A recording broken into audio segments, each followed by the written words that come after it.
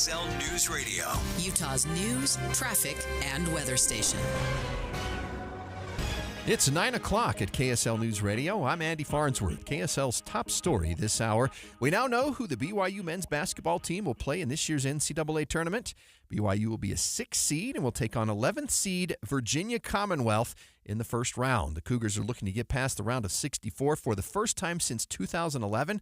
BYU guard Trevin Knell says this year feels different for them. I'm pumped. It's my last time playing in March Madness, and so it's like a dream come true to be able to, be back at this stage.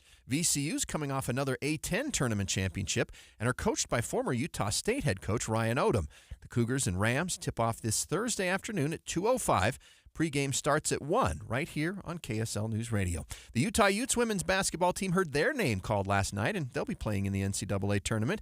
Coach Gavin Peterson says they're ready to go. We have nothing to lose here. We've made it to the NCAA tournament for the 4th time in 4 years, and we're excited about that. We're excited about where our program is.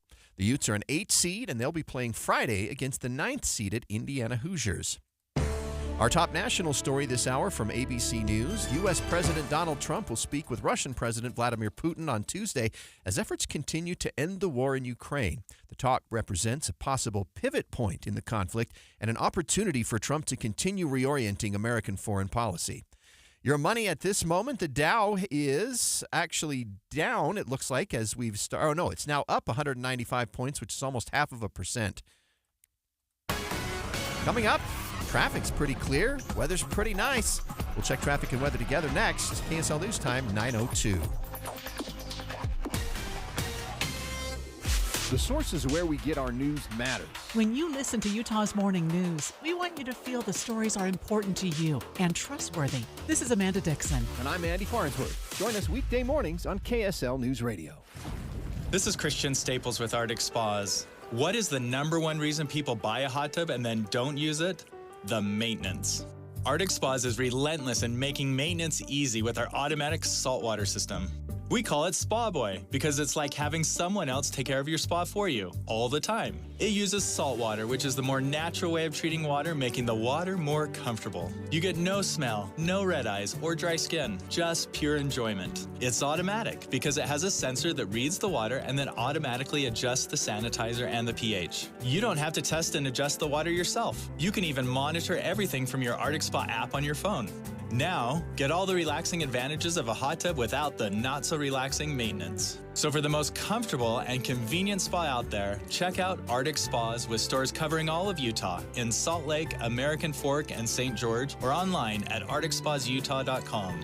Arctic Spas, the only spa built for Utah's harsh climate. You wouldn't know it, but most financial advisors are put in a box. I'm Jeff Jr. from Trajan Wealth, and I want to provide you a little insight about financial advisors. Most financial advisors have to sell what their company requires them to sell, and many advisors have to only adhere to what's called a suitability standard.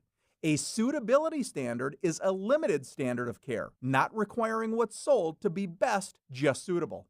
Advisors with this loose standard often have limited investment and product selection. Trajan Wealth is held to a fiduciary standard, which is the highest standard of care in the advisory business. And that's just one of the many reasons we have billions of dollars under our care and attract clients from other advisors. Raise your standards today and call Trajan Wealth.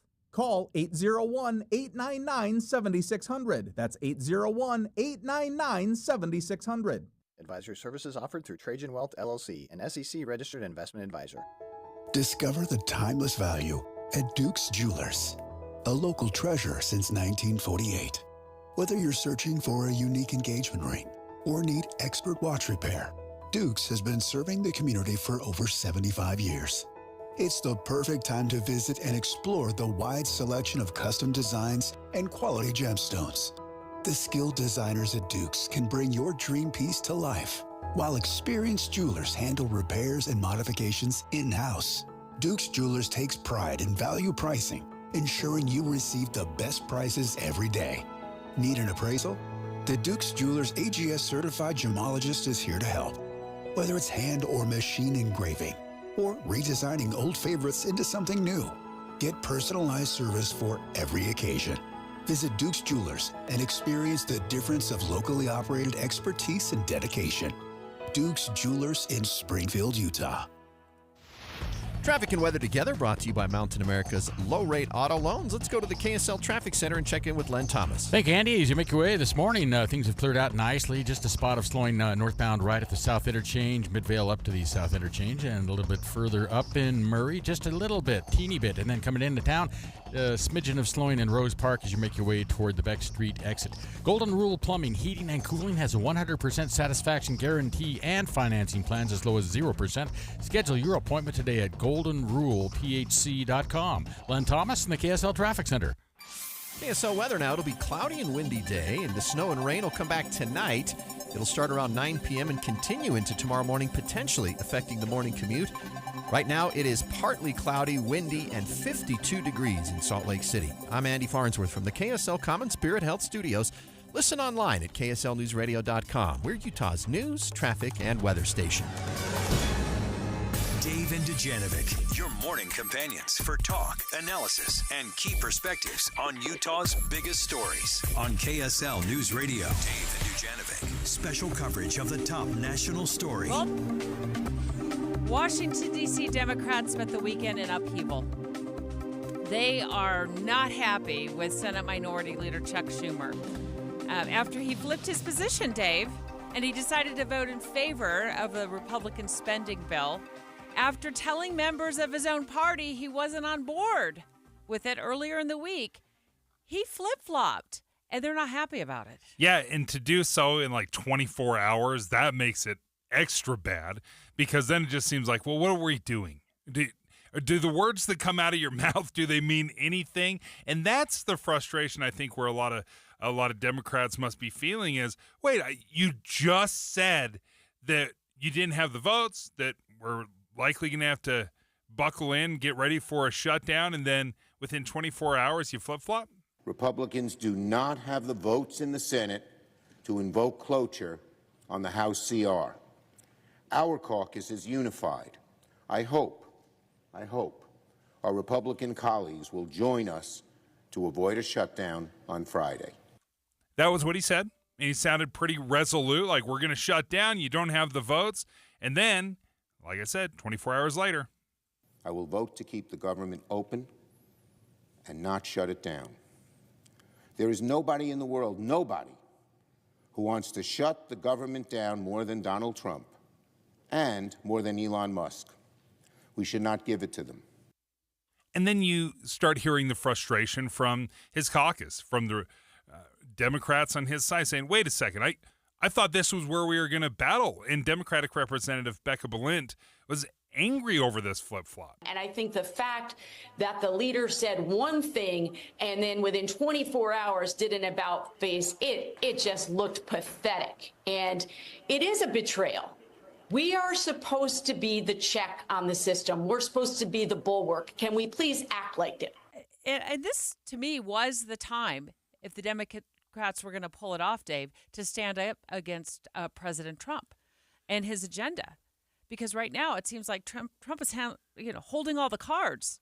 When we don't listen, when we back down, this sends the absolute wrong message that we are not willing to fight. And that is why I was so furious. And I know that that is true across my caucus in the House, from Blue Dogs to progressives. We were united. This was a time to not blink. And I think Schumer really missed the moment. I really do. But the flip-flops, it all depends on who's in charge, right? Because if it's the Democrats that are in charge and there's going to be a shutdown, that it's the Republicans panicking, it's like nobody wants to shut down. Whoever's in charge is to blame.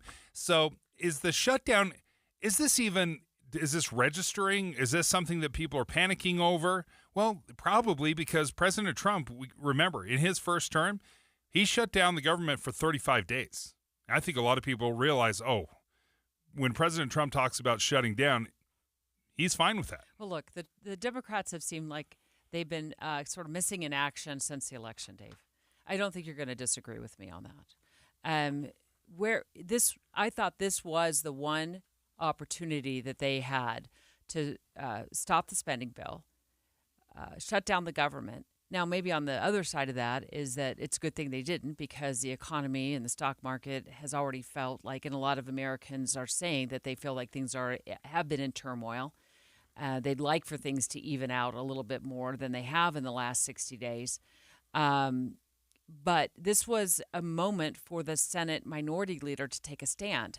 And instead of taking a stand against the Trump agenda and the Republicans, he decides to flip-flop at the 11th hour. And now we have a Democratic Party, that still hasn't figured out where it needs to go from here. You know, they've been in tremendous turmoil, from my point of view, since Election Day. Nobody's coming out in front to say we're going to lead and we're going to go in this direction. And here was a moment where they could have stood up to the Republicans and Trump, and they decided not to. And I don't know why. Were they afraid of shutting down the government? I think a lot in their party would have said, let's shut it down. We don't like what Trump is doing, so let's just shut things down, at least for a little while, and see where things go. But here we are. You've got a Senate minority leader now. Some are wondering if he should be the Senate minority leader. So it puts the party in even further turmoil this morning. And when you say they've been laying low, I think maybe smart to lay low right now, because after November, there was a devastating loss across all the elections. Lose the White House, lose the Senate. Republicans own every branch of government, right? Conservatives are driving the narrative. So at some point, do you just keep fighting when it's inevitable, or do you sit back, let it play out, take a breath, and then see whether or not it works out? Trump is moving at lightning speed. Every day, there seems to either be a new executive order or a new tariff or something else going on that he's making an announcement about. If you're the Democrats, you cannot afford to lay low. You've got to mount some sort of a counter campaign against some of his federal government firings. I mean, where have the Democrats been on that? Tons of people are losing their jobs. They're getting emails. They're getting fired. They're getting laid off. And where have the Democrats been on that? I haven't heard them come together as a party and stand up against what is going on. And I really did think, Cammie, that this was the moment the Democrats could do that. And instead, you've got a Senate minority leader who said, no, I've changed my mind. I'm going to vote in favor of this spending bill. And it passes. Congressional correspondent for the Deseret News, Cammie Mondo, on the line with us right now from Washington, D.C. What are you hearing back there in the halls of Congress about this today? Yeah, absolutely. What you're saying is a lot of what I'm hearing in the hallways as well. You know, a lot of Democrats were shocked and surprised by Leader Schumer's decision to just change course, seemingly at the last minute. And a lot of them are upset because, as you said, it seems like there's not any agreement anywhere in the party at the moment. You had House Democratic leaders hours before the Senate voted saying, vote against this. We do not want this to pass. And yet they went ahead and did it anyway. And so it seems like they're at this moment where there's just no agreement or unity on how to move forward. Who is the leader of the Democratic Party? Because I think oftentimes we look at, even when Trump was out of office, I think you'd still would have looked at President Trump as the leader of the Republican Party. But is it Chuck Schumer? Is it Hakeem Jeffries? Who's the leader of the Democratic Party right now? I think that's the question that they're all trying to ask themselves, too. So as you said, Donald Trump was the leader for last decade practically, even when he was out of office. Now the Democrats are not in charge of any chamber of Congress. They're not in charge of the White House. It's not like President Biden is still pulling the strings. Kamala Harris is nowhere to be found. It's just, I feel like they don't have a voice where they can go to turn to and say, what is our play here? Obviously, you saw this last week. House Democratic leadership and Senate Democratic leadership just had completely different strategies on how to handle this, and it came and it blew up when it kind of ran into each other. The House was Democrats were completely unified in voting against the CR, but the Senate just didn't follow through. And so I just don't think they have a unity, one person to look to and say, what is our play here? We're speaking live right now to the Deseret News' congressional correspondent, Cammie Mondo. She's joining us from Washington, D.C., where the Democrats seem to be at odds within their own party over what happened on Friday with Senate Minority Leader Chuck Schumer voting in favor, as you just heard Cammie refer to the CR, the continuing resolution to keep the government open. And Cammie, just stand by for 1 minute because I do want to ask you what happens next for the Democrats. But in the meantime, I also want to tell our listeners we're going to take live calls. Are you glad? The question is, are you glad the Senate Minority Leader voted with the Republicans in favor to keep the government open, or would you have liked to see him stand up to the Republican and President Trump's agenda? We'll take live calls in about 4 or 5 minutes. 801-575-TALK, 801-575-TALK. Do you think Schumer made the right move here? We'll take your live calls, like I said, in about 5 minutes. But, Cammie, what's next for the Senate Minority Leader? Is there any rumblings back there about what today and tomorrow and the next day holds for him? Right. So this week, Chuck Schumer was actually supposed to go on a book tour, but we heard this morning that he actually canceled a lot of those appearances because there were plans online to go protest, and I guess there were some security concerns. And so Chuck Schumer's kind of in a moment where he's receiving a lot of backlash, not just from voters, but also from members of his own party on Capitol Hill. And so for what's next, he still seems to be, he's defended his decision. He said, this is what it's like to be a leader. You have to make decisions that aren't popular, that people will be upset about. There are already talks of people saying, maybe he should be primaried or removed as leader. He's not up for re-election for a while, so that might die out by the time that happens. But for him right now, he's kind of saying, this is what it's like to be a leader. You're going to receive backlash and you're going to make these difficult decisions. But for right now, I guess it's a good thing they're on recess for the next week so they can kind of take a moment to kind of recuperate behind the scenes. Cammie, it does feel like it was a poorly played game of poker where Democrats were trying to bluff and say, hey, we're not afraid of the shutdown. But then when Senator Schumer said, all right, there's nobody that wants a shutdown more than President Trump and Elon Musk. What were Democrats' biggest concerns if there were a shutdown? I think the biggest concerns that Chuck Schumer was referring to, and a couple of the other Senate Democrats who voted to advance this, is that if there were a shutdown, it'd be a few Trump administration officials who could decide how the shutdown would take place. So the Office of Management and Budget would kind of decide where to hold back some funds. And so some Democrats were concerned that, the decisions on how Trump would carry out this shutdown would be even worse. Others were just concerned that there would be no off-ramp. Like there was really no strategy to avoid this government shutdown, clearly. So getting out of a shutdown would have been difficult as well. And so I think they were just concerned that if they had entered a shutdown, as we saw, they aren't holding any cards right now. They literally have no leverage. And House Republicans, Senate Republicans have no incentive to change what they brought to the table.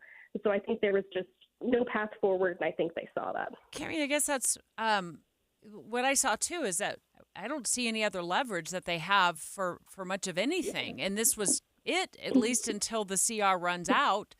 It sounds like I was spot on when I thought that this morning, when I was thinking through this. Yes, why that was their one chance. There's nothing left on the table for the Democrats, no other chess moves for them to make. Am I correct to think that? Yeah, you're absolutely right. The only piece of leverage that Democrats really seem to have in all of Washington right now is that filibuster in the Senate. And so if they had wanted to do something, that was their chance. For some reason, they chose not to do that because they saw the consequences as being worse. But there really is no other playing card that they have in this moment if they're in the minority in Congress and don't have the White House. Is there a chance, and I'm trying to maybe paint the best picture I can for Democrats here, where this lay low strategy is the strategy, where it's like, listen, let's give the Republicans enough rope to do what they want to do, and then we'll see the fallout at that point. But there's very little they can do technically. Is this part of the strategy? Maybe just lay low and then just let things happen? Chuck Schumer was kind of alluding to a similar strategy that you're talking about.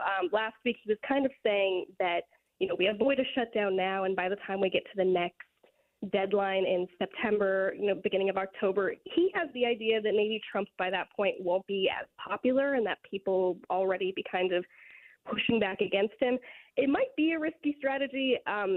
Trump is very popular right now. He has some of the highest approval ratings he's ever had right now. And so to kind of take this lay low approach, it really is, again, putting all your eggs in one basket that everybody in the country will agree with you that his decisions are unpopular. Cami, thank you so much for joining us. We appreciate you taking the time. Congressional correspondent for the Deseret News, Cami Mondo. Yep, let's get live to the phone lines, 801-575-TALK. Hi, Lawrence. Do you think Senate Minority Leader Chuck Schumer did the right thing by voting in favor of keeping the government open? Under current circumstances, I believe he did. Had it been like, last year before President Trump was in, disassembling government, I don't think it would have been the right thing. I tend to be a moderate, not either too far conservative or liberal. And my thought here is that what he did was make sure that there was somebody in those government offices so that when President Trump continues to what he's doing, there's somebody there to put things back together and make sure they're working. If they had shut down the government, by the time they came back, there'd be nobody there that knew what was going on and make sure that things are working. And that gives them time till September when the resolution ends to let it see what happens and make sure that they, to gather themselves. Like I said, if it had been before President Trump was elected and started disassembling the government, it would have been a different thing. Okay. Well, thank you so much for your call. It sounds like there's concern that if the government would have shut down, that who knows how many employees would have been told to stay home forever. Right? Yeah, and I think that's a fair concern. And ultimately, that's what I think Senator Schumer was alluding to. He said, nobody wants to shut down more than President Trump and Elon Musk. And by linking those two together, I think it speaks to that exactly. Like if they had shut down the government, then, what would it have looked like had they returned? But he makes this flip-flop in a matter of hours. Right? He's going to vote to shut down the government one day, and then by Friday, he's voting to keep it open. So if that was his strategy, it sure changed real quickly in the middle of last week. Phil from Layton, you're glad the government stayed open. Yes and no. I mean, Chuck Schumer voted the way he had to vote, and the reasons he stated for his vote were simply to give him cover. He didn't want to get the blame for the government shutdown because he realized that what's going on right now that's kind of popular among the general public. And the fact is that neither the Republicans or the Democrats have the will to really cut the budget. And maybe in this time frame that they have till the end of September, they can come together on some meaningful cuts. I doubt they will, but who knows? But Schumer, like most politicians, he's a political beast. He goes with the prevailing winds. He doesn't do anything based on principle. It's just the prevailing winds. So yeah, and until we can have term limits and tie congressional pay to reduction in deficit spending and stuff, we're not going to see anything meaningful out of our representatives. Well, we appreciate you taking the time to call, Phil. I look at it, and President Trump has gone through a significant shutdown before. I mean, the longest shutdown in U.S. history back in 2018. Republicans had control of both the House and the Senate when they first shut down, that 38-day shutdown in Trump's first term. So he shut it down even when they were in control of the House and the Senate. And then it flip-flops a little bit where the Democrats were in control. It was 38 days. It was $5 billion. That's what it cost the government. So President Trump has laid the cards on the table. He's proven that he's not afraid to shut down the government for a significant amount of time. And I think the Democrats blinked. They blinked and they received no concessions whatsoever. And this is a huge win for Republicans and President Trump specifically. Well, how about this? How about let's get out of the continuing resolution cycle. That would be amazing. That would be a huge win. Yes.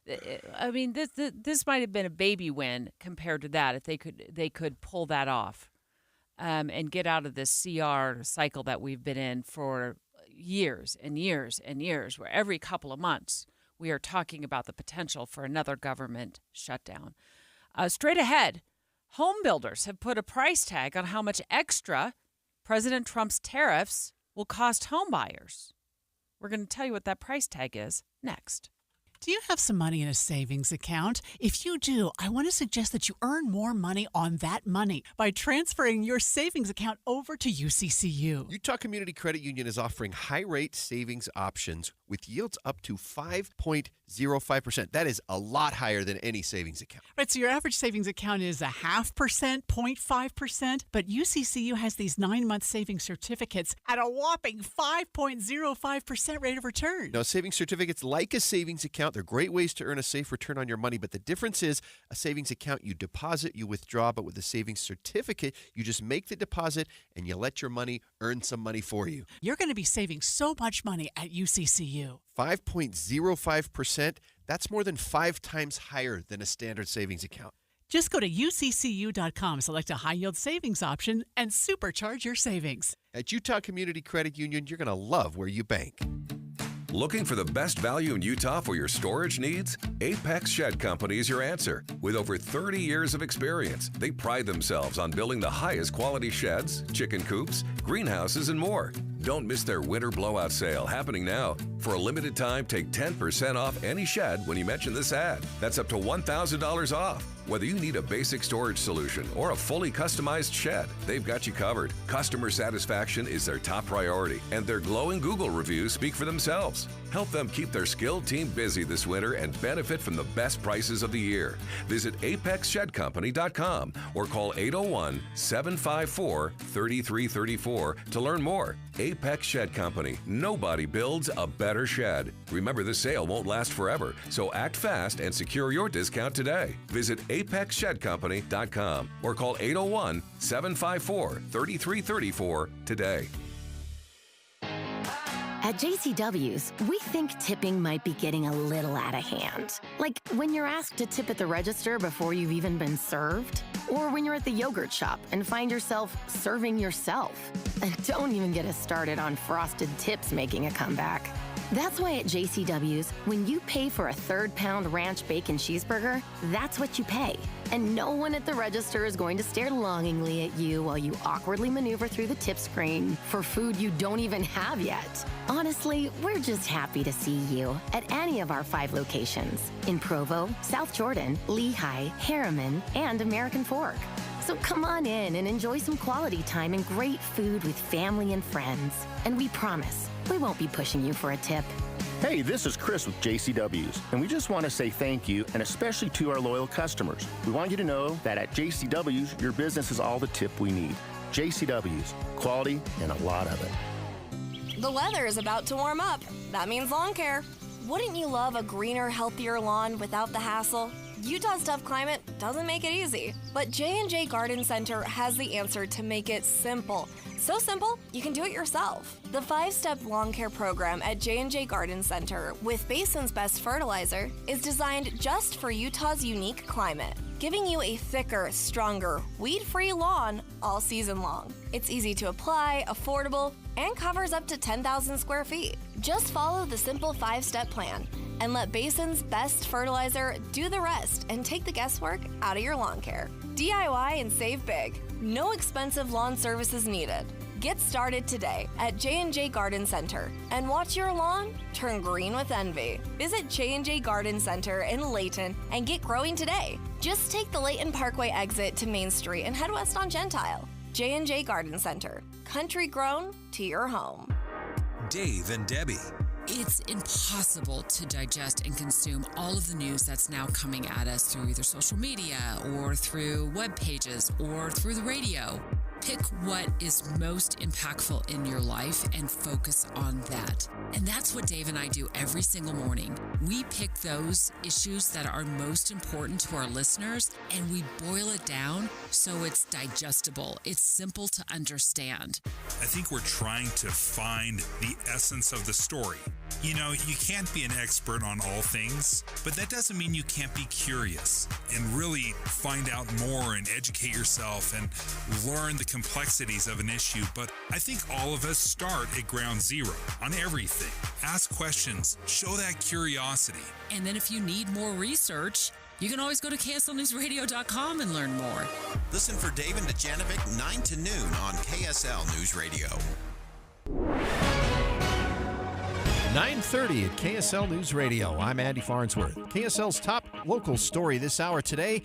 Crews are going to begin widening 1800 North in Sunset and Clinton and building a new I-15 interchange. But although several local business owners have known about this for a while, they're still worried about how this will impact them.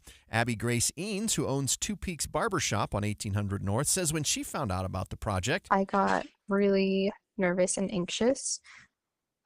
Because we're still a new shop, we're still trying to establish business, so it's just unfortunate that I got it at this time because I didn't know before I bought it. Though Eanes is optimistic her business will benefit once the construction is done in 2027, UDOT says 5 business properties and 25 residential properties are expected to be demolished for the project. This morning, Utah Highway Patrol is warning Utahns that extra troopers will be on the roads today as part of a DUI blitz for St. Patrick's Day. Troopers are stressing the importance of finding a sober ride home, whether that be a friend or a rideshare app.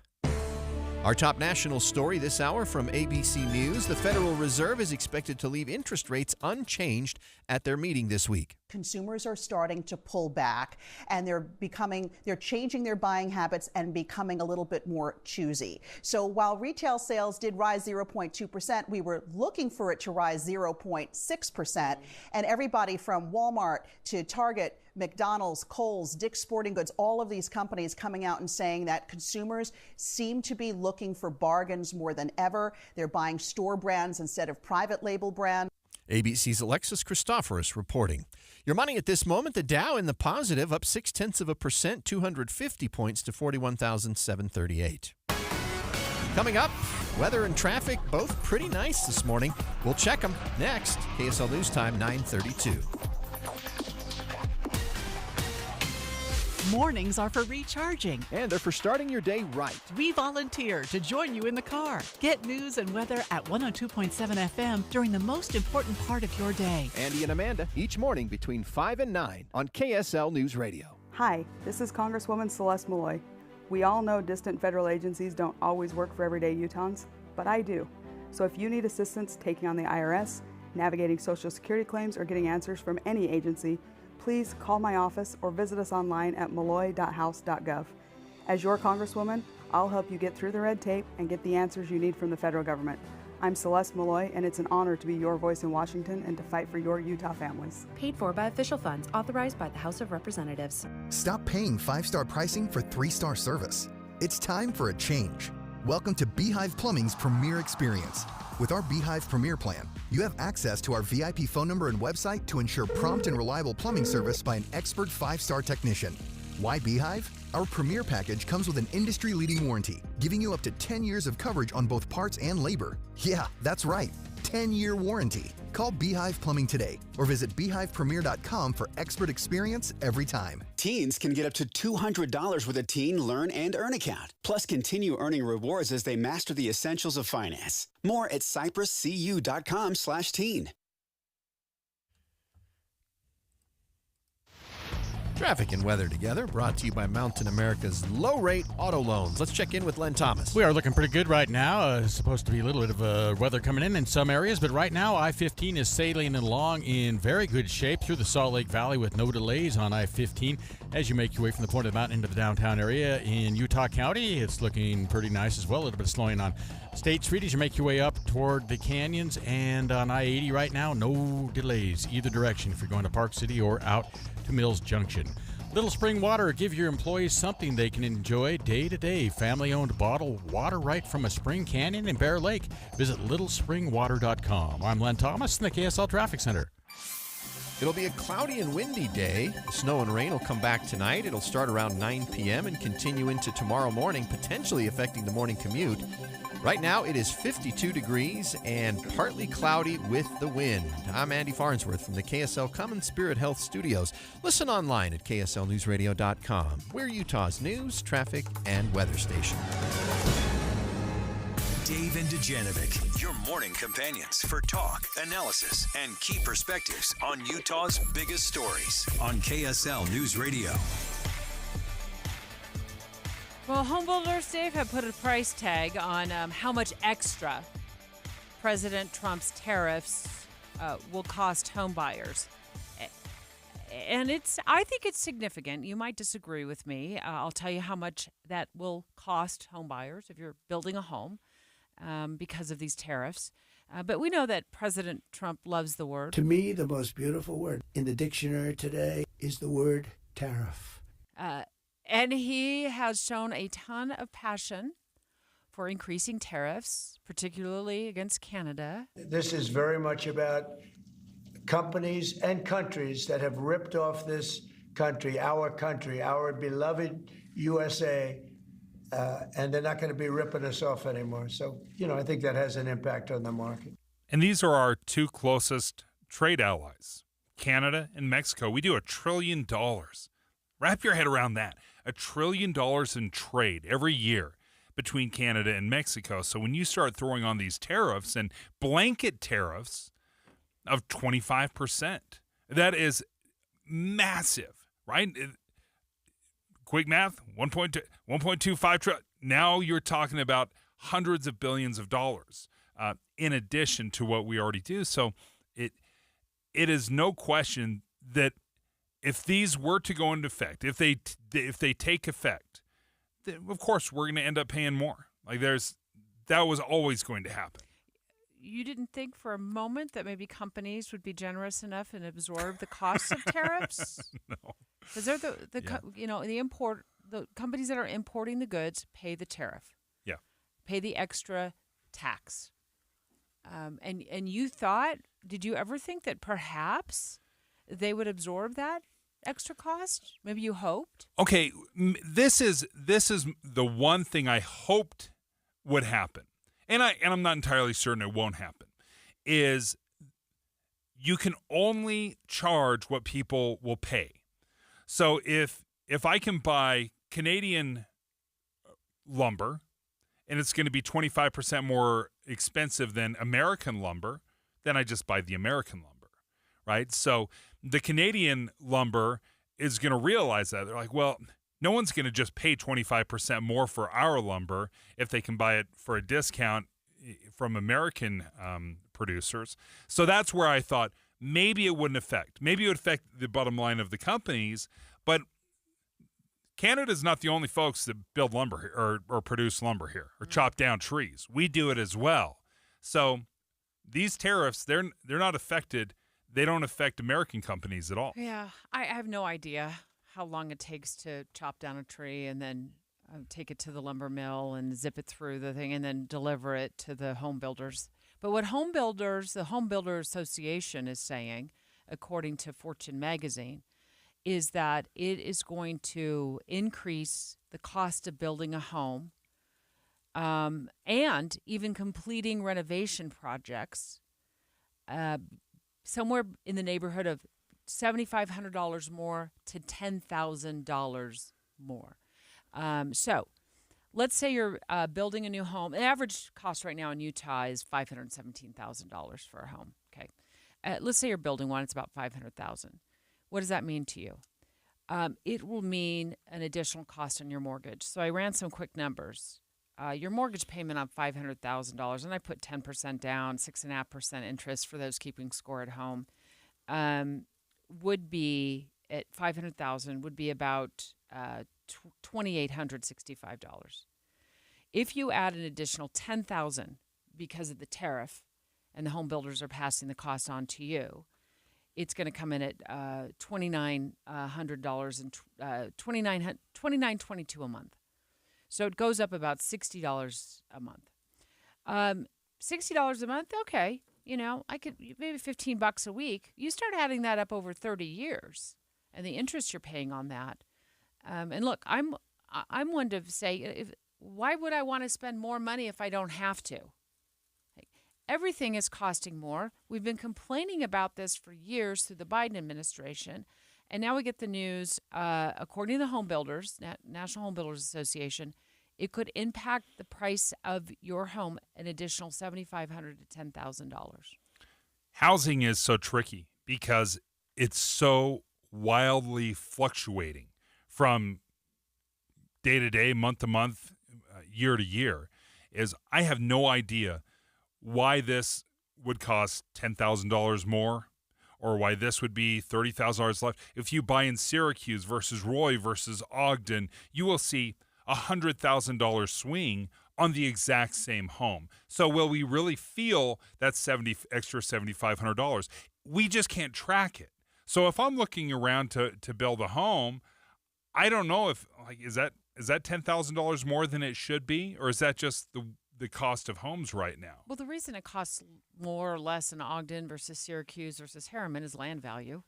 For sure. Land value, Yeah. okay. He's not tariffing that. So the tariffs, the increased costs, according to the builders, will be because of the increased costs of lumber and supplies, because of the tariffs on the imports. Also add to that, imported appliances will be subject to new tariffs as well. So that will potentially be passed on to you as well. And every time you build a new home, you got to put in those appliances. So that could cost more. I think this is an important discussion to have because, look, our kids are already priced out of buying homes, many of them. They can't afford it. $500,000, $517,000 for a median price, according to Zillow, the new home in Utah, $517,000. And you say, well, $10,000, I don't know. Yeah, it's just more money that they're going to have to qualify for at 6.5% interest right now. Now, maybe those rates will come down a little bit here or there. They're not going to go back to 3% from what we're told, which they were during the last Trump administration. So, maybe they'll hover around 6% at some point. Maybe they'll get below 6%. But that's what you're looking at right now. $3,000 a month for a house payment. And if you're in an HOA, add money on top of that too. Monthly payments on top of that. So I just don't, I think it's just more money that our kids are not going to be able to qualify for. And I've said this for years on this show. My biggest concern right now is not me, because I bought my first home in the early 90s when they were $70,000. My concern is my kids in their 20s are looking at $350,000, $400,000, $450,000, $500,000. And maybe they do have to move far away, Dave. Maybe they have to move to another state in order to be able to afford a home. But this does not help. And I think it's good to go into this with eyes wide open. I've talked about this. The promise on day one was prices are going to come down. And here we are, day 60? I've lost track, where we're looking at $10,000 more just for a home. That doesn't even include other tariffed items that we could be paying more for. But again, the solution to high prices is high prices. We stop buying homes. We stop buying appliances. These are things, or we buy them from other places. We buy them from American companies that can offer a discount. I think the belief that we just have to buy our appliances from Canada, or we have to buy our lumber from Canada is short-sighted. There are other folks out there where we can purchase, and what President Trump has said over and over and over again, if you don't like paying for the tariffs, buy American. None of that is tariffed. Straight ahead, a county in Utah named one of the fastest growing in the nation. Speaking of home building, they are growing like crazy in this county. We'll tell you which one it is. I wonder if you find the growth welcome? You welcome the growth, or do you find it worrisome? Let's chat about it next. If there's a problem during your siding, gutter, or window installation project, most contractors will try to hide it, ignore it, or blame someone else. It's called passing the buck or turning a blind eye, or my favorite, finger pointing. My question is, where is the accountability? Tim Jr. here from RGS Exteriors, and look, sometimes problems just happen, no matter who you hire. Maybe the wrong color siding gets delivered, despite the order being placed perfectly, or maybe a downspout gets cut short. Honestly, it could be anything. At RGS Exteriors, mistakes are rare, but if something goes wrong, I can absolutely, positively, 100% guarantee you we'll never hide it, and we'll never pass the buck. We'll make certain everything turns out right for you. That's people over profits. That's the RGS Exteriors way. For a free estimate on siding, gutters, or windows, call 801-280-3110, rgsexteriors.com, rgsexteriors.com.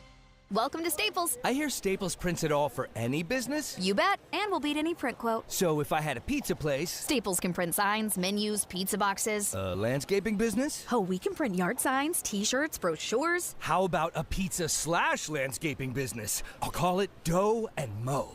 I like it. Right now at Staples, get up to $250 off your print purchase. Ends 4/5, exclusions apply. Visit staples.com/print for offer details. Price match guarantee valid in store and staples.com/print. Visit staples.com/price match for details. Workdays can be unpredictable, but your workwear shouldn't be. With the Cintas Apparel Plus program, you'll have freshly laundered garments for everyone on your team delivered every week. Cintas has workwear for just about any job imaginable, with high-performance fabrics and an uncompromising fit that stretches and moves with you. Don't leave looking and feeling good to chance. Visit Cintas.com. Oh, I'm ready! And get ready for the workday. Dave, and Dujanovic. Dave and Dujanovic. Special coverage of the top local story. Anytime I hear that Utah's way up there in terms of fastest growth and population in the nation, I'm not surprised. But over and over and over again, this one county seems to be taking the title, and it is Utah County. It's ranked 30th in growth across the United States. Of course, this is all numbers that are compiled by the Census Bureau. In Utah County is the fastest growing county. When's the last time you moseyed on down to Utah County? All the time. I got 3 kids that live down in Utah County, so we spend a lot of time in Utah County. And I went to college down in Utah County, so I have seen this growth over the last 30 years that is nearly incomprehensible. I had a professor that lived in Alpine. Debbie, when I was driving up into Alpine 30 years ago, it was in the middle of nowhere. It was hard to get to. It was open fields, and now there are highways and skyscrapers and shopping malls. It is incredible to see what has happened. It's because they had space. I mean, they had wide open spaces, and it got gobbled up. Is the growth welcome or is it worrisome? Ooh. That's a good question. I love that question because I love looking at it like that because you can see it from both sides. Yeah. I think it might be welcome for some because what we just talked about, the price of housing. You know, if home builders are building more and more homes out in that area because they have the land to do it, well, supply and demand. I mean, if there's more supply than there is demand, maybe you get a deal on a home. I don't know what a deal looks like these days in Utah because the median home price, according to Zillow, is $517K. But maybe you get a deal on a home. Is it worrisome? Yeah. Every Saturday morning when I'm sitting in traffic waiting to get the Vasa there and I realize I got to go through 3 light cycles to make the left on, what is it, Porter Rockwell? I don't know. It's incredible how much traffic there is. And I know the Utah Department of Transportation has been building, extending Mountain View Corridor, and they're building roads like crazy down in Utah County. But you got to get nowhere fast when you're stuck in traffic, at least on the west side of the freeway. The interesting thing about that, though, is when I went to Utah County, I used to spend all my time on the east side of the freeway in Lehigh. Right? They have the mall there. They've got some restaurants there, or Provo, go down to Orem. Now I spend majority, 90% of my time when I'm in Utah County is spent in Saratoga Springs and Eagle Mountain. So it's worrisome because I don't see a quick end to the traffic issues. I think it's welcome because what you talked about earlier, if my kids are going to buy a home in Utah and afford it, they're going to have to poke around in Utah County because they're going to have more land to build on, more options for housing. Saratoga Springs, Eagle Mountain, I think of Eagle Mountain specifically. This was 20 years ago when they started really developing this area. It was so much more affordable than anywhere else on the east side. Had several family members build out into Eagle Mountain, and that was the starter home that launched them into, several other homes as they built that equity. That's why when I think of it, is it worrisome? Yes, there's no question. Do we have the freeway system to be able to shuttle people north, south, east, west, because we are squeezed because of the mountains and because of the lake. We're squeezed into this narrow corridor. Welcome, just because it increases the supply so enormously to be able to build out on the west side of Utah Lake, for example, in Utah County, that it gives a lot of families starting off the ability to get into a home. So that's why I see that it is very welcome. So year over year, mid-2023 to mid-2024, Utah County added almost 22,000 residents. However, outdone by none other than Montgomery County, Texas, led the nation in terms of domestic migration. So 23,900 new residents there in Montgomery County, Texas. Texas is huge. I think I've talked about many times the time I drove through Texas. I was like, this is never ending. We're never going to get out of this state. It is huge. There's a lot of area. Well, I haven't been there in a minute. I mean, last time I was, at least drive through it. Last time I was there, I flew in. There's a lot of area in Texas to build. Utah County population numbers, I just asked our producer, Caitlin, to look this up. Dave, 636,000. 630. And, it's just supposed to jump exponentially in the years ahead. You went to school in Utah County. Your kids lived there. Did you ever think of, when you moved, did you think of moving to Utah County? Because you still live in Davis County. Yes. No, very much so. In fact, I remember walking through some of those model homes out in Eagle Mountain. Oh, you did? Oh, yeah. We walked through, and we were absolutely going to purchase there. Then we ended up buying a home a little closer to family. But, we were... It was such a hot market for starter homes. Eagle Mountain, that's what it was known for, starter homes. And that's where I thought we were going to end up. And then we kind of tripped, stumbled, and fell into the home that we ended up buying. But, we sat down with realtors. We sat down with builders. We were very, very interested. How much could you have gotten a home when you graduated from college for in Utah County? In the 90s. Oh, yeah, back in the 90s. Like, let's say you just stayed down there because you went to UVU. Yes. Okay, so when it was UVSC. Okay, that's right. Okay. State college. Yep. So this is way back in the day. Yeah. How much could you buy a home for? I think it was $139,000. Wow.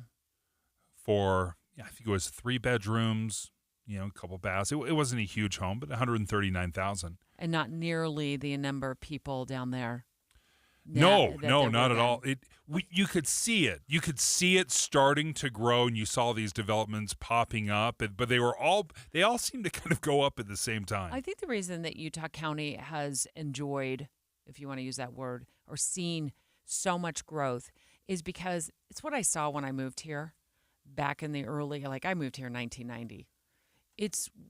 We were pretty much built out in Salt Lake County by then, except for the south end. I was like, there's nowhere for anybody to build. It's wall-to-wall mountains on either side, or bookended by mountains, I guess, on each side. And I was like, once they built out Draper, which happened pretty quickly, and then they moved over to Harriman and South Jordan and started building that out. Now, I know there's some more land out there in South Jordan and Harriman, and they're building still. But I was like, there's really nowhere along in Salt Lake County for people to go and for the population to boom. So I think that's why Utah County has been the go-to over the last several years. And we're going to continue to see the growth. I mean, more and more, that's where the population center is moving more and more toward the Salt Lake County, Utah County line. When you were talking about Texas, just the wide open spaces of Texas, where you drive for 12 hours. Oh, it was incredible. It's just... I was crying. Endless expanse. Yeah. There's nobody around, nothing to see. It's just literally was just dirt for hours. But when you look at, Europe, for example, if you were to drive 12 hours across Europe, you'd go from Paris through Italy, Austria, Croatia, Hungary. I mean, 12 hours would take you because they're just so densely populated and they have so many countries. I don't think we realize how much wide open space we have. And we are very comfortable along the Wasatch Front and kind of our narrow corridor, but there's a lot of wide open spaces. Have you ever been to Box Elder County? Wide open spaces. Yep. We tend to want to build close to the big cities, but there is space. It's kind of tough to go out there and just swallow that pill and be like, that's right, we're gonna be driving 45 minutes to the next biggest city. Straight ahead, we're going to talk about Utah's school cell phone ban. We're going to talk about when it goes into effect with the Utah lawmaker who pitched the plan and got it pushed through the legislative session. And you're going to hear why I say this ban had to be done. That's next. It's another edition of KSL Sports Basketball Mayhem. Log on right now at KSLSports.com to fill out your bracket. The listener with the top bracket will receive $1,000 of cold, hard cash.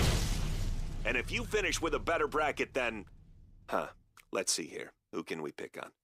How about Jeremiah Jensen? You'll be entered into a drawing to win $500. It's KSL Sports Basketball Mayhem on KSLSports.com.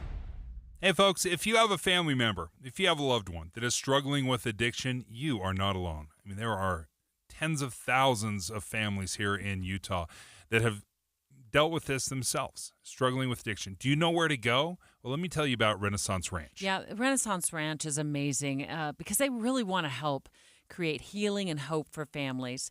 And in fact, if you have a family member dealing with addiction, please do not lose yourself in that addiction. And it's really easy to log on to Renaissance Ranch's classes. They're free. You can log on them from to the Zoom call that they hold these classes, and you can do it from your kitchen. You can do it from your living room. You could do it on your lunch break from your car. And the reason they offer these online classes, and again, they're free, the reason they offer these is they know that the research has shown that when family members attend and participate in the recovery process, that the chances of a positive outcome skyrocket. Renaissance Ranch is faith-based. It's clinically proven for more than 20 years. Check out these classes at renaissanceranch.com. Hey, this is Dan, the laptop man from PC Laptops. Imagine struggling with a slow, outdated computer that takes forever to load anything, that randomly freezes up and is filled with viruses and malware. Now picture yourself with a powerful desktop or laptop that runs smoothly and efficiently, making your work and entertainment seamless. Take one home today. The new 2025 S1 desktop or SM3 laptop for only $999. You heard that right, $999. You get a blazing fast processor, 16 gigs of RAM, and over a terabyte of blazing storage for $999. What else do you get? Lifetime service warranty, and we have 12 months special financing on approved credit. Hurry in right now because supplies are limited, because at PC Laptops, we love you. Just check us out at PCLaptops.com. $999, PCLaptops.com. Rebates and tax incentives sound great, but they can be a little bit of a headache when it comes time to claim them. What's up, everybody? I'm Mike Wilson with Any Hour Services, and we try and make it as easy as possible for you to claim those rebates. We even have a rebate support specialist on our team to answer your questions and help you get every dollar your new furnace and air conditioner qualify for.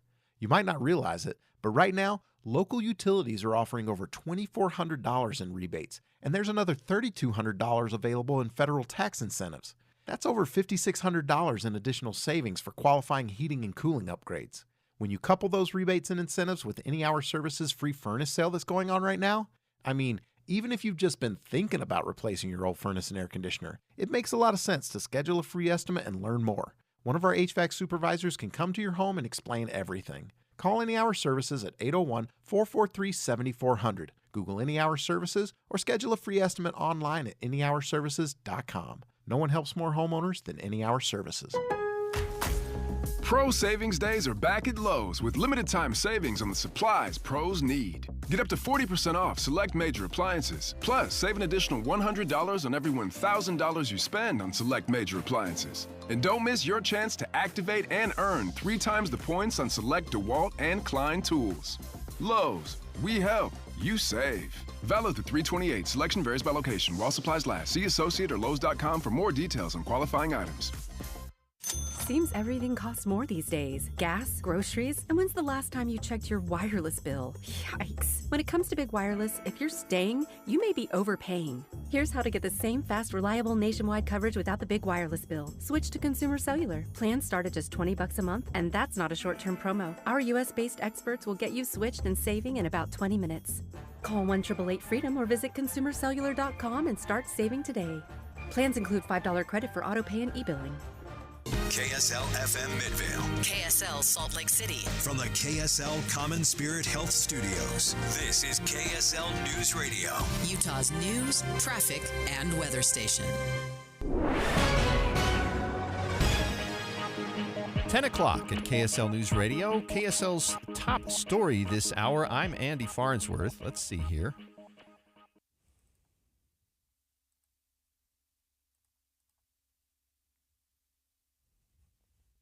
Do you worry about how much someone drinks? Do you feel neglected or unloved? If you answered yes to any of these questions, you are not alone. Al-Anon and Alateen can help. Call 1-866-200-0223 or visit alanon.org/help.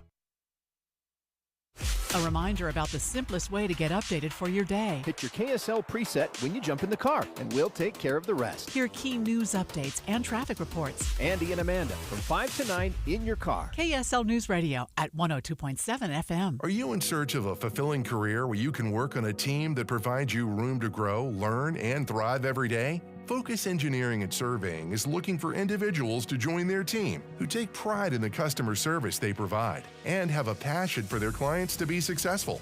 No experience in engineering, CAD design, or surveying? No problem. Focus will train those who fit their team culture for rewarding careers in surveying and CAD design. If you can align with the core ideology and the Focus team culture, if you're internally driven, team-oriented, client-focused, and love personal development and growth, Focus Engineering and Surveying is the place for you. Enjoy a positive work environment and paid internship opportunities, plus fantastic benefits like great health care with 80% employer-paid premium and HSA matched up to $200 per month, 401k, vacation, even annual performance bonuses. Start your journey towards your new and fulfilling career. Apply now at FocusUtah.com. That's FocusUtah.com. If you're living with dry age-related macular degeneration or dry AMD, you may be at risk for developing geographic atrophy or GA.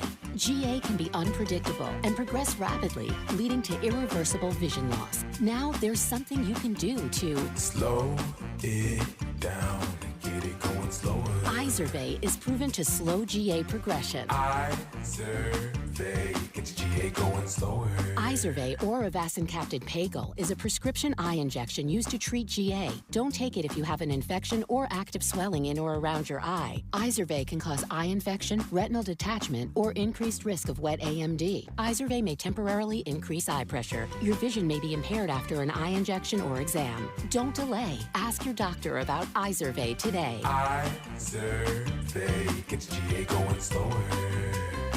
Visit Izervay.com. That's IZERVAY.com. 10:02 at KSL News Radio. I'm Andy Farnsworth. KSL's top story this hour. We now know who BYU's men's basketball team will take on in this year's NCAA tournament. BYU's a 6th seed and will take on 11 seed VCU in the first round. Cougars are looking to get past the round of 64 for the first time since 2011.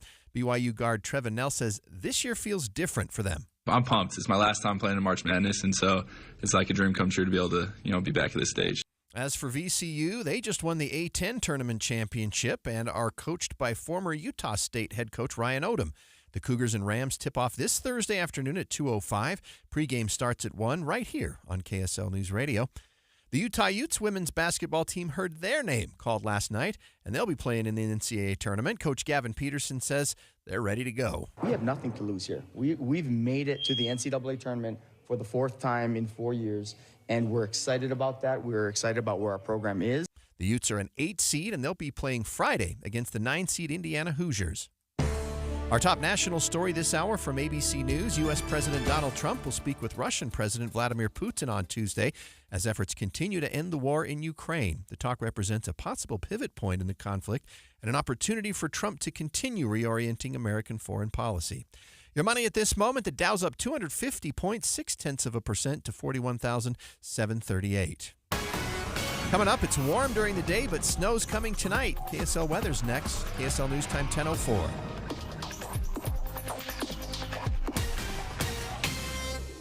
I'm Rod with the Save Right team at Realty Path. I also own Save Right Mortgage. When building this new and disruptive business model, my attorney said, quote, "You'll rock the boat and make your competitors mad. There's no way they can compete with the value Save Right offers home buyers." She's right. Other real estate agents and mortgage lenders can't compete with Save Right. However, Utah home buyers love Save Right. Save Right home buyers get bank buster loans with below market interest rates. Save Right clients buy bigger, nicer homes. Their monthly payments are hundreds less. Bank buster loans save home buyers hundreds of thousands in interest. Start with a rate in the twos. Call 801-APPROVE or visit SaveRight.com. Start with a rate in the twos. Call 801-APPROVE or visit SaveRight.com. Any Hour Services free furnace sale is going on right now. If you haven't scheduled your free estimate yet, do it now. Call Any Hour Services today or schedule online at anyhourservices.com. Traffic and weather together brought to you by Mountain America's low-rate auto loans. Here's Len Thomas. We're looking pretty good right now, but we do have a crash in Davis County. Southbound I-15 at Antelope Drive. It's on the right shoulder, not causing any delays. Just be aware. Also in Sunset, a crash eastbound 1800 North. That is closed at 250 West. You want to grab another route there, and looks like another crash southbound 2000 West at 1800 North up there, and the center lane is closed as you make your way through Davis County this morning. I'm Len Thomas in the KSL Traffic Center. KSL weather warm but windy today, a high of 65. But tonight, we said a storm's coming in. It'll bring rain and turning to snow overnight.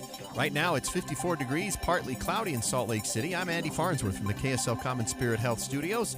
Listen online at kslnewsradio.com. We're Utah's news, traffic, and weather station. Dave and Dujanovic, your morning companions for talk, analysis, and key perspectives on Utah's biggest stories on KSL News Radio. 2025 special coverage with Dave and Dujanovic. We're going to talk about the cell phone ban in Utah schools. It is really like a device ban. And it's not that the kids can't bring them to school, they just can't be on them when, they're in a lecture, for example. So cell phones, smartwatches, any other emerging technology. And this is brought to us by the Utah legislature.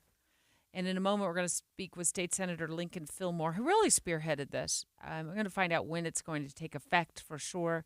And also, what are the penalties if a student is found or caught with a cell phone, up their sleeve or whatever.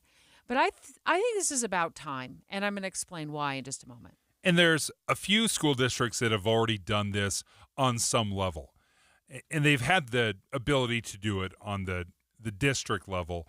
To have the state come in and say, hey, this is the new standard, that's what is significant. Let's remove any of the ambiguity here. Let's just crack down. We know it's a problem from north, the very farthest northern part of Utah all the way down to St. George. We know this is a problem with all the kids. Let's crack down and have a consistent ban. Well, social media apps have done a really good job of getting our kids' nose in their cell phones. And if their noses are in their cell phones, then that means they're not looking at the board, right? They're not paying attention to the teacher. They're not listening to the student who went up nervously before the entire class to give their carefully crafted speech for the first time, right?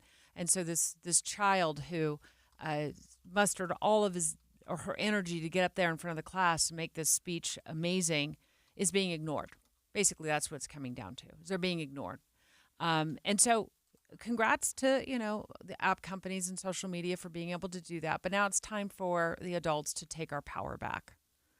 And it really hit me a couple of months ago, Dave, as lawmakers were discussing, of course, this isn't the first year they've discussed the potential for a cell phone or device ban in schools, but they were starting to really ramp up for the session.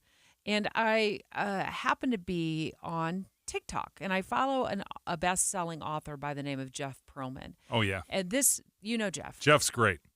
Yeah, He's incredible author, sports writer, has been for years and years, highly sought after, has exposed some of the best stories, the behind the scenes, the Dallas Cowboys of winning Super Bowls and their crazy partying. He's an outstanding author, writes and still writes today. Yeah, he does. He was a reporter for Sports Illustrated. Anyway, he's at the top of his game as an author, and he writes specifically about sports. At least that's how I know him.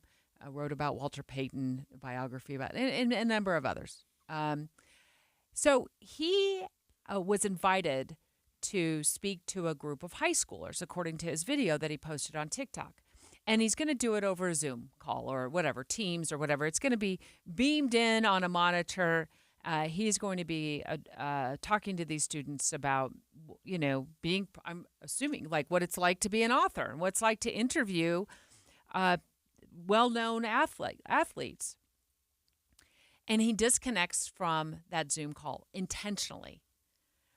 When he looks across the room from looking through the lens of the camera on he can see the students have their noses buried in their cell phones. He looks across the room. He sees one high schooler with a headphones on, looking in her cell phone.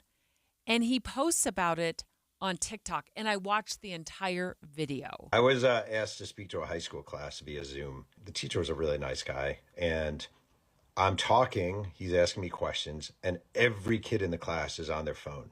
Like every kid. There's literally a young woman right behind him with headphones on, staring at her phone. So she's wearing headphones, staring at her phone as I'm answering questions. I got stuff due today, and I actually stopped. I said something like, I got to say something.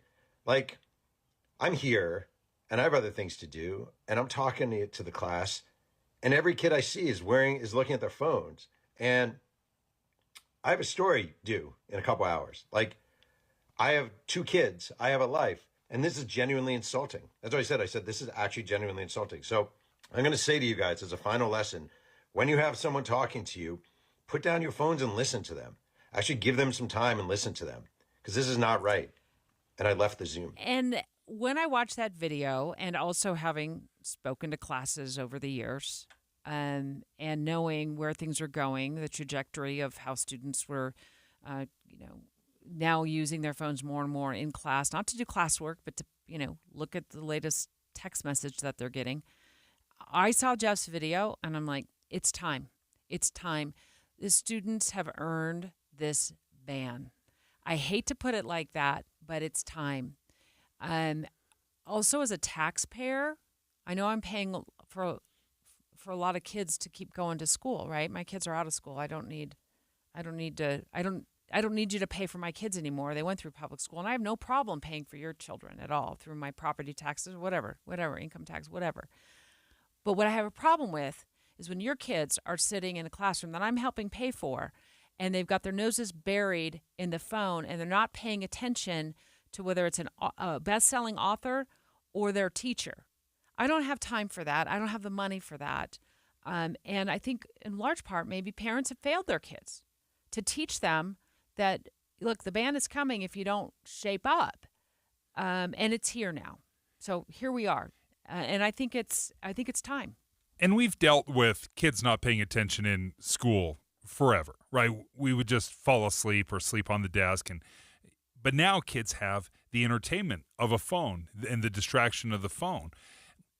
What I look at, I say, okay, we have to crack down, whether it's kids sleeping in class or looking at the phone. We have to crack down on this. So I'm thinking of the enforcement angle to this. So what are we going to do? We can put all the laws in place that we want. We can put all the bans in place that we want, but it doesn't matter unless we're going to enforce it. So what is that enforcement going to look like under these new laws? Yeah. And where are they going to park the phone? Senator Lincoln Fillmore, good morning. Oh, we're waiting for him to call on his cell phone, maybe. Actually, he parked it as well. We told him 10:15, and we meant it. We got a minute. It's 10:14, 13 right now, so we've got 45 seconds. But it can be the most distracting scenario to stand in front of a group of people, or I'll even say this, be in a meeting with people who are completely distracted, not paying attention at all because they're on their cell phones. These devices were designed to capture our attention. I would think by high school, probably by middle school, there should be enough instruction on the part of the school to remind kids to put your phones away. But however, it's hard for teachers to do it all. I understand that. But there certainly should be conversations at home.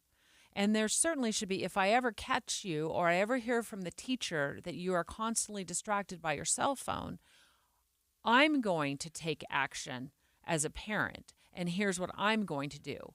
But I don't know how many parents are actually having that conversation with their kids. I don't know how many of them actually care that their children are that distracted, that a best-selling author disconnects from a Zoom call. What a great opportunity missed for these kids because they just couldn't tear themselves away from the cell phone. And I don't know if enough people do that.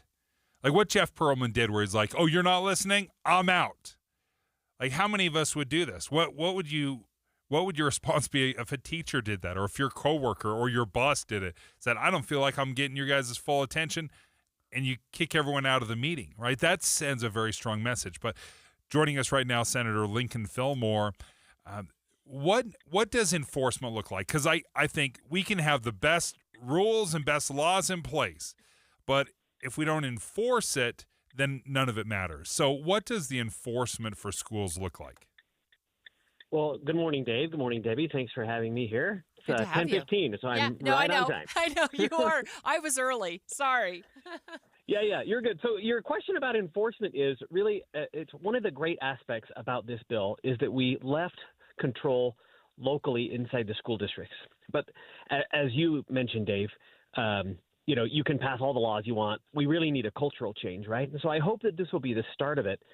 So we designed the bill in the legislature to just reset the default and then to allow school districts to put on whatever local flavor they wanted it to be. So enforcement is something that's going to be decided locally.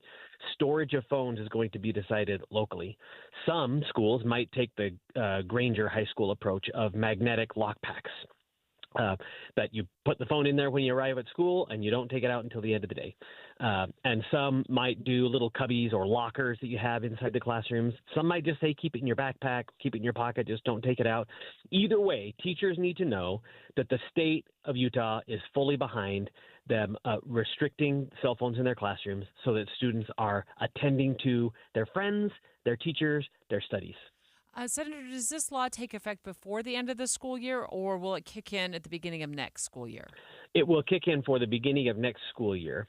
But, of course, school districts are free to adopt policies now, and many have, right? Jordan School District, out where I live, they passed cell phone a policy that restricts cell phones completely out of elementary school, bell to bell in middle school, and then just during class time up at the high school level. So, districts are already doing this. I think the message we hope to send at the state legislature is that we are serious about public education, like you said, Debbie. Yeah. Every taxpayer in Utah is paying for this public education, and we'd like it to be as high quality as we can. And cell phones are a distraction from that. We need to make sure that schools are in a position where when they pass a cell phone policy, they're not saying, how are we going to restrict these devices in order to limit the damage that they're causing, but rather, how can we use this technology inside classrooms to help students and teachers thrive in the classroom? What about other devices? Because we very easily can point at the smartphones, the kids staring at them, but what about headphones or smartwatches?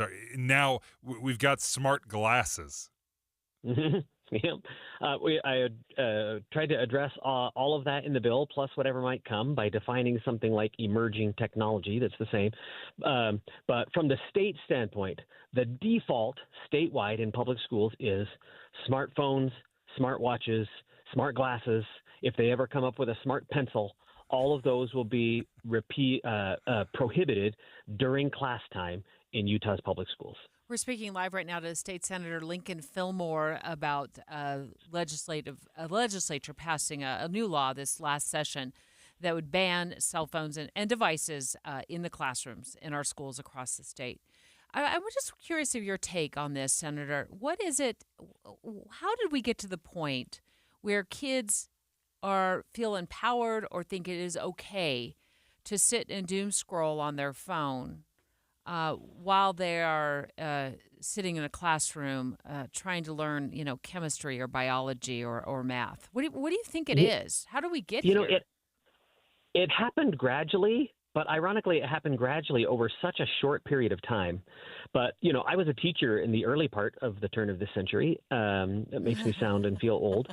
And then a principal when students started bringing cell phones to schools. And back then, they were really just phones. And doom scrolling wasn't an option. And it was actually pretty convenient for kids to be able to have phones. They didn't have to come to the office and say, I forgot my lunch or my homework assignment. Can I call my mom and have her bring it to me?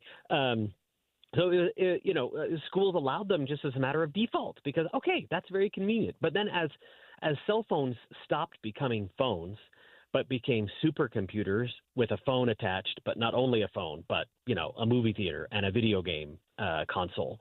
I think schools weren't prepared for that. The technology changed so quickly and social media came on the scene so quickly that, the default position that we had just taken as a society of it's okay to have a cell phone because it's so convenient for everyone. It really just morphed into this overall device that is such a distraction and so damaging to students' mental health. And I think it coincided with the idea that the kind of overprotective safetyism, that the real world is such a dangerous place. And a cell phone is a place where a kid will sit quietly and be seen and not heard.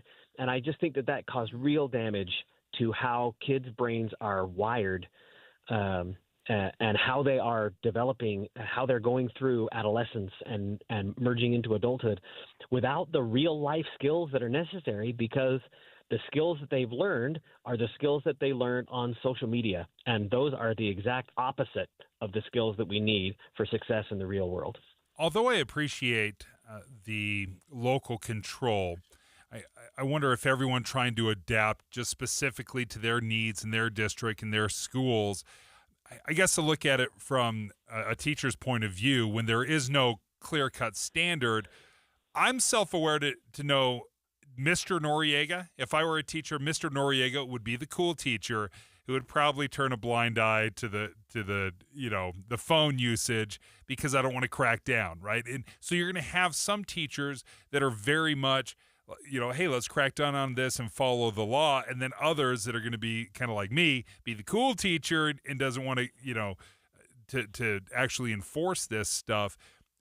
Are you worried at all because there is not one standard and everyone can kind of adapt it to their own district, that we're just going to create too many loopholes for kids to get out of actually putting the phones away? I'm not worried about that, Dave, for two reasons. One, there is a very clear standard, and that standard is cell phones are prohibited during class time in all public schools in Utah, with one exception. And that exception is if a local school district or a charter school adopts a different policy. But whatever policy that is, that will be the standard inside that school district. And so the standard still will be very clear, even though there might be some variation district by district. That variation won't be classroom by classroom because school districts will adopt a district-wide policy. And while the teachers or the students might think you're cool, Dave, the teachers will not. And they will gang up on you for being the one teacher that is upending the whole system at the school. Yes, perfect. I love it. Peer pressure works for adults as well as kids. For adults as well. Well, we appreciate that. Said. Thank you so much for joining us, Senator Lincoln Thank Fillmore. you guys. Enjoy your show. Yeah. Thank you. And yes, you called exactly on time. And as soon as that new smart pencil comes out, Debbie, hopefully that can improve my penmanship. That's what I'm looking for. It's great that it's taking effect next fall because this gives parents plenty of time to have that discussion with their kids about what's coming in the new school year. If your school isn't one that already bans cell phones in the classroom, it will be, possibly, depending on what the school district decides, in the new year. So you'll have that conversation. But I'm going to also say this, our kids mirror what we do. And if we are at the dinner table, this is a little bit of a lecture. Sorry, I'm going to get a little lecture. If we are at the look, guilty. I'm totally guilty of this too. At the dinner table, doom scrolling, posting on Facebook, liking posts, sharing posts, and we are not getting our heads out of our own cell phones. Our kids are going to think that's just how the world works. Mom and dad do it, so I can do it too. And it doesn't matter where I'm at. I used to say time and place for everything. And now it seems like everywhere is the time and everywhere is the place for cell phones. I am really super interested to see how this goes and when it takes effect. And I'm also really curious to see if we notice an uptick in test scores and that kind of thing.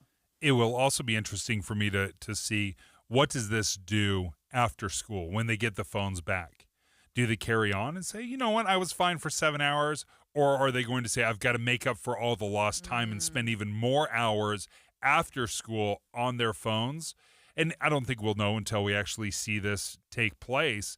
But I could see it going both ways, where kids are like, oh, I'm not as addicted to my phone as I thought I was. Maybe this is a de-stressor in my life. Others will be like, well, my new full-time job is catching up on everything I missed during the school day. Oh, well, that's when parents get to parent then, is after school, right? The parenting skills kick in, and then you get to decide what is the best policy for your family with that. Straight ahead, how much sleep do humans need? Experts weigh in.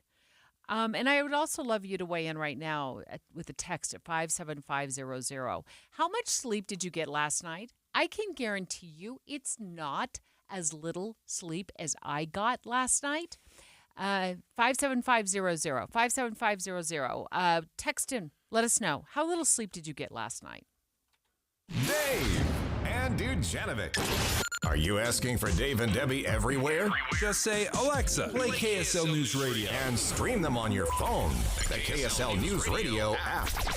We've been telling you about this exciting news for a minute now. Master Electrical Service, they joined Mountain Home Services. That's right, and it is so exciting because it means they've expanded the number of things they can do to your house besides the electrical. You need the EV charger installed, you need to look at a new generator, maybe you need some recessed lighting in your living room.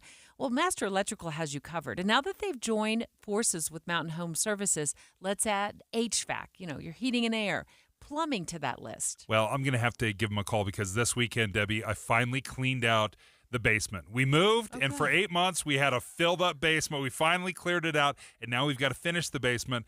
They're going to be my first phone call to Mountain Home Services because, again, they can handle everything that I need done. So I really appreciate what they have to offer. They've been around since 1954. So if you're interested, go ahead and reach out to them, mountainhomeservices.com. That's mountainhomeservices.com. Or, like Dave, you can give them a phone call, 801-543-2222. Again, 801-543-2222.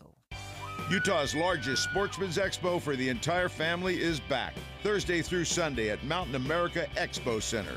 Bring the family and discover your next adventure. Attend free seminars and buy the latest gear. Don't miss the new survival campsite, sporting dog arena, and giant youth fair. Your life outdoors at the International Sportsman's Expo, Thursday through Sunday at Mountain America Expo Center in Sandy. Youth 15 and under enter free. More info at sportsexpos.com. If you love to travel, Capital One has a rewards credit card that's perfect for you. With the Capital One Venture X card, you earn unlimited double miles on everything you buy. Plus, you get premium benefits at a collection of luxury hotels when you book on Capital One Travel. And with Venture X, you get access to over 1,000 airport lounges worldwide. Open up a world of travel possibilities with the Capital One Venture X card. What's in your wallet? Terms apply. Lounge access is subject to change. See CapitalOne.com for details. Hey, Green Gobbler here. So you've got a clogged drain in your bathroom. Water in the sink's overstaying its welcome. You're spitting today's toothpaste on top of yesterday's toothpaste. You hope that it go away. Yeah, clogs don't just go away. I make them go away. I'm Green Gobbler, the only clog dissolver you need. I'm bleach-free, safe for your pipes, and I work. Guaranteed or your money back. Because I never met a clog that was gonna unclog itself. Green Gobbler. Let the gobbler get it. Get a head start on the warmer months ahead with a $29 AC tune-up from Yes Air Conditioning, Heating, Plumbing, and Electric. Yes offers licensed technicians and an exceptional service guarantee to give you peace of mind and help prevent expensive breakdowns. Ensure your system is working at peak efficiency and help save money on energy costs with a $29 AC tune-up from Yes Air Conditioning, Heating, Plumbing, and Electric. Call now or visit theyesmancan.com for details, terms, and conditions. Just say yes. Progressive knows when you're on your boat, you're already on vacation. And Vacation You forgets all your worries. Vacation You doesn't even keep track of time and knows that time is a meaningless construct designed to control us, man. But Regular You knows you don't want to be too far out in the water after the sun goes down because Vacation You doesn't know how to navigate in the dark yet. Vacation You and Regular You really need to get on the same page. So bundle your boat with your home or auto policy and earn an automatic discount from Progressive. And spend the savings on the both of you. Progressive Casualty Insurance Company affiliates and other insurers. Not available in all states or situations. Seems everything costs more these days. Gas, groceries, and when's the last time you checked your wireless bill? Yikes. When it comes to big wireless, if you're staying, you may be overpaying. Here's how to get the same fast, reliable nationwide coverage without the big wireless bill. Switch to Consumer Cellular. Plans start at just $20 a month, and that's not a short-term promo. Our U.S.-based experts will get you switched and saving in about 20 minutes. Call 1-888-FREEDOM or visit consumercellular.com and start saving today. Plans include $5 credit for auto pay and e-billing. On the surface, it seemed like just another Cinderella story. A team that was predicted to finish dead last is now waiting to play the first round of the playoffs. But Real Salt Lake's 2021 playoff run was so much more than what happened on the pitch. Our club is burning to the ground. This is the tip of the iceberg. Making of a Moment, the RSL story, is available now. I just kind of got chills right now thinking about it. Follow us at makingamomentpod.com or wherever you get your podcasts. 10:30 at KSL News Radio. I'm Andy Farnsworth. KSL's top story this hour: business owners along 1800 North in Clinton say they have concerns, but they're also optimistic as UDOT begins widening the road and building a new I-15 interchange. Cindy Buckley owns Cool Kids Adventure Academy and says she's worried about how the project will affect her business until it wraps up in 2027. It's going to be really hard to get into our business. They are going to have to go through a residential area to get over to us. UDOT is currently planning to buy out and level 5 business properties and 25 residential properties in total. Our top national story this hour from ABC News. Senate Minority Leader Chuck Schumer is postponing much of his planned book tour after facing intense criticism from members of his own party. The top Senate Democrat had planned several stops in New York City, Baltimore, and here in Washington, D.C. to promote his new book, Anti-Semitism in America, A Warning. But Chuck Schumer's office now says, due to security concerns, the events are being rescheduled. There have been widespread calls online for activists to protest Schumer's appearances following his decision last week to facilitate passage of a GOP spending bill that progressives had hoped he and his Democratic colleagues would block. ABC's Stephen Portnoy reporting from Washington. A lawmaker in France is asking the U.S. to give back the Statue of Liberty, saying America no longer represents the value Lady Liberty stands for. The lawmaker is very critical of President Trump for scaling back aid to Ukraine in their fight against Russia. Your money at this moment. The Dow's up almost 0.5%, 186 points to 41,674. Coming up, more snow on the way. KSL weather's next. KSL News Time, 10:32.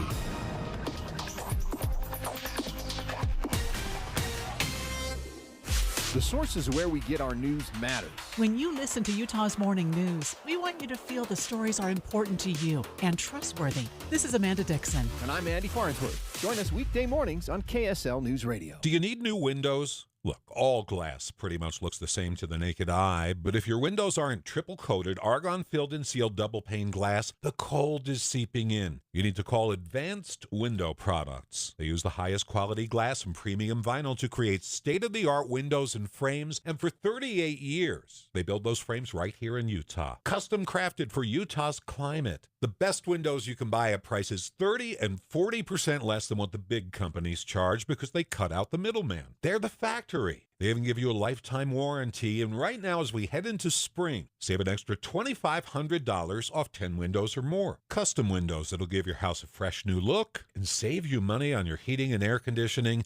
Advanced Windows offers 60-month 0% financing, even buy now, pay later, and an extra $2,500 off. Call for a quote. 801-850-9100. That's 801-850-9100 or go to advancedwindows.com.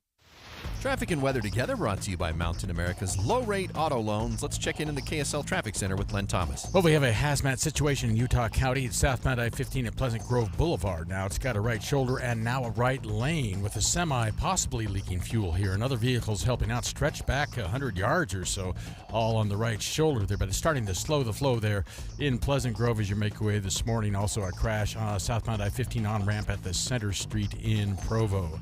Whipple Service Champions, your cooling, heating, plumbing, drains, and electrical specialist. Whipple, that way. Len Thomas, the KSL Traffic Center. We could get all the way up to 65 degrees today, but tonight a storm moves in, and we should get some snow in the valley overnight. Be sure to tune in tomorrow morning during Utah's Morning News to get the latest conditions on the commute. Right now it is partly cloudy and windy, 54 degrees in Salt Lake City, 53 degrees in Ogden, and 53 in Provo. I'm Andy Farnsworth from the KSL Common Spirit Health Studios. Listen online at kslnewsradio.com. We're Utah's news, traffic, and weather station.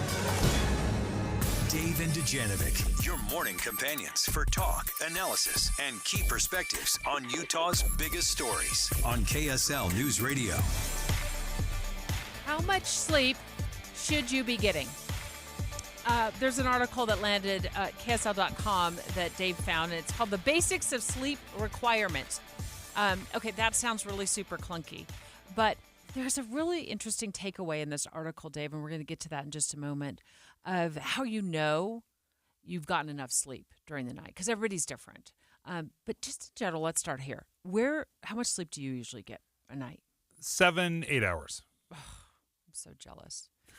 I asked for text at 57500. You can use their text line anytime, of course. But the specific reason I wanted you to text in, because I wanted to read through, how many hours a night you're getting asleep. And so we got a lot of people texting in, and I'll get to those in just a minute. But I have been working on my sleep hygiene. Is that what it's called? Sleep hygiene? Yeah, my sleep hygiene. Like, I need to sleep more. I've known that for years. You've made fun of me several times over the years on this show for how little sleep I'm able to go on, and I'm sick of it. I'm not sick of the jokes. I think they're funny and they're true. But what I'm sick of is being inconsistent in how many hours a night I sleep. So last night I slept 2.5 hours. Oh, you feel like you got hit by a truck this morning? I've had days like that, and I feel awful. Okay, thankfully I slept like Wonder Woman over the weekend. I don't know. I was sleeping, sleeping. So I kind of felt like I caught up over the weekend, but that's not how to look at it either. You know, it should be sleeping consistently. According to this article, 26 to 64 years old. I'm going to be 58 next week. Next Monday. You can wish me happy birthday now. 7 to 9 hours a night. So you're right in that sweet spot. Okay. Your sleep hygiene is spot on. Mine is not. At 2.5 hours, I need 3 times that amount. Here's the problem when you don't sleep enough. It's our health. I mean, first of all, you're exhausted, right? You're going through each day like you're a zombie. I'm okay today. If this goes on much longer, like if this happens tomorrow, right? You're going to be dousing me in cold water. Well, and those are important things to touch on. Is there's a short-term reaction, then there's a long-term reaction. Your body's going to respond differently. So short-term, sure, everybody can have a bad night. But when you start stacking nights on top of each other, then it's hard for your body just to absorb that one-day shock. So short-term, it's obvious. You're grumpy, you're irritable, you're inattentive.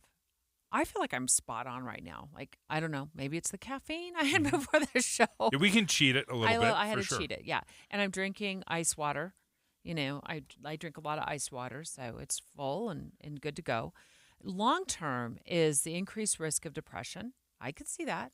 Absolutely. You know, being exhausted just brings you down. They also say heart issues, and then high blood pressure leads to heart attack and stroke.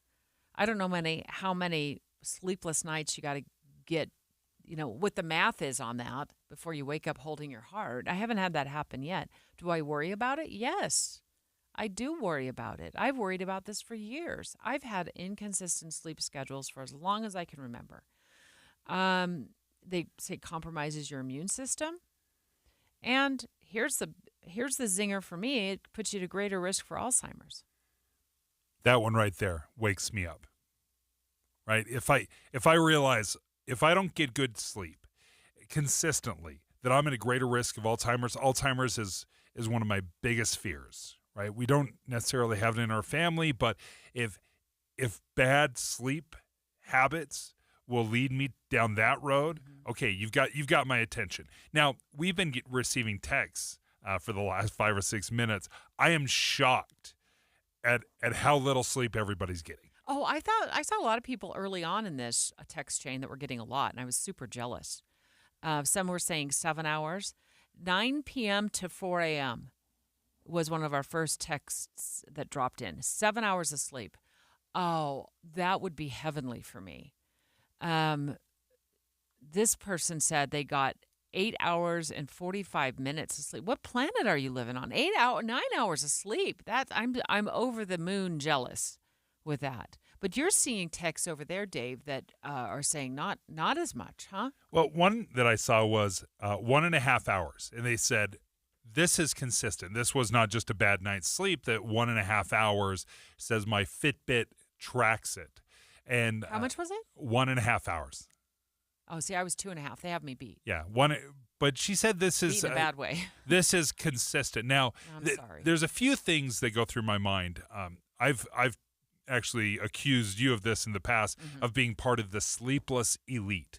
Now, about 1% of the population just flat out doesn't need 7 to 9 hours. They're called the sleepless elite. It's actually a term, and very few people fall into this category, and they just don't experience the negatives or the downside to a lack of sleep. So they're not grumpy. They feel great. And Deb, I think you probably do have some of this. Thank you. Because Dr. Noriega. Oh, if I had as much sleep as you did, I would be a monster. I mean, I'm already bad, but I would be truly a monster. So, but 1.5 hours, again, the sleepless elite is considered 4 hours a night. So if you're at 1.5 hours consistently, I'd talk to a professional. I'd be like, am I super duper elite? Does that count? This person said they got 3 hours last night, usually get 4. Ron texted and he says he gets 6 to 7 hours a night. So here's the sweet spot where you've gotten enough sleep, because everybody is different, right? Like you just said, some people 1%, maybe I'm included in that, maybe I'm not, maybe I'm just unlucky, can be the sleepless elite. But what this article says is they're quoting one of the researchers or a doctor, and they said when you're trying to figure out how much sleep you need, it's important to think about the quality of it. What you really want to do is wake up feeling refreshed. That's what it's about. And then the quote is, if somebody tells me that they sleep many hours but they wake up tired, something is wrong. You should not leave your favorite restaurant feeling hungry. That's amazing. So if you are sleeping a ton and you're waking up and you're still feeling, like you said, like a truck hit me, something is wrong. You should not sleep a lot and wake up feeling exhausted.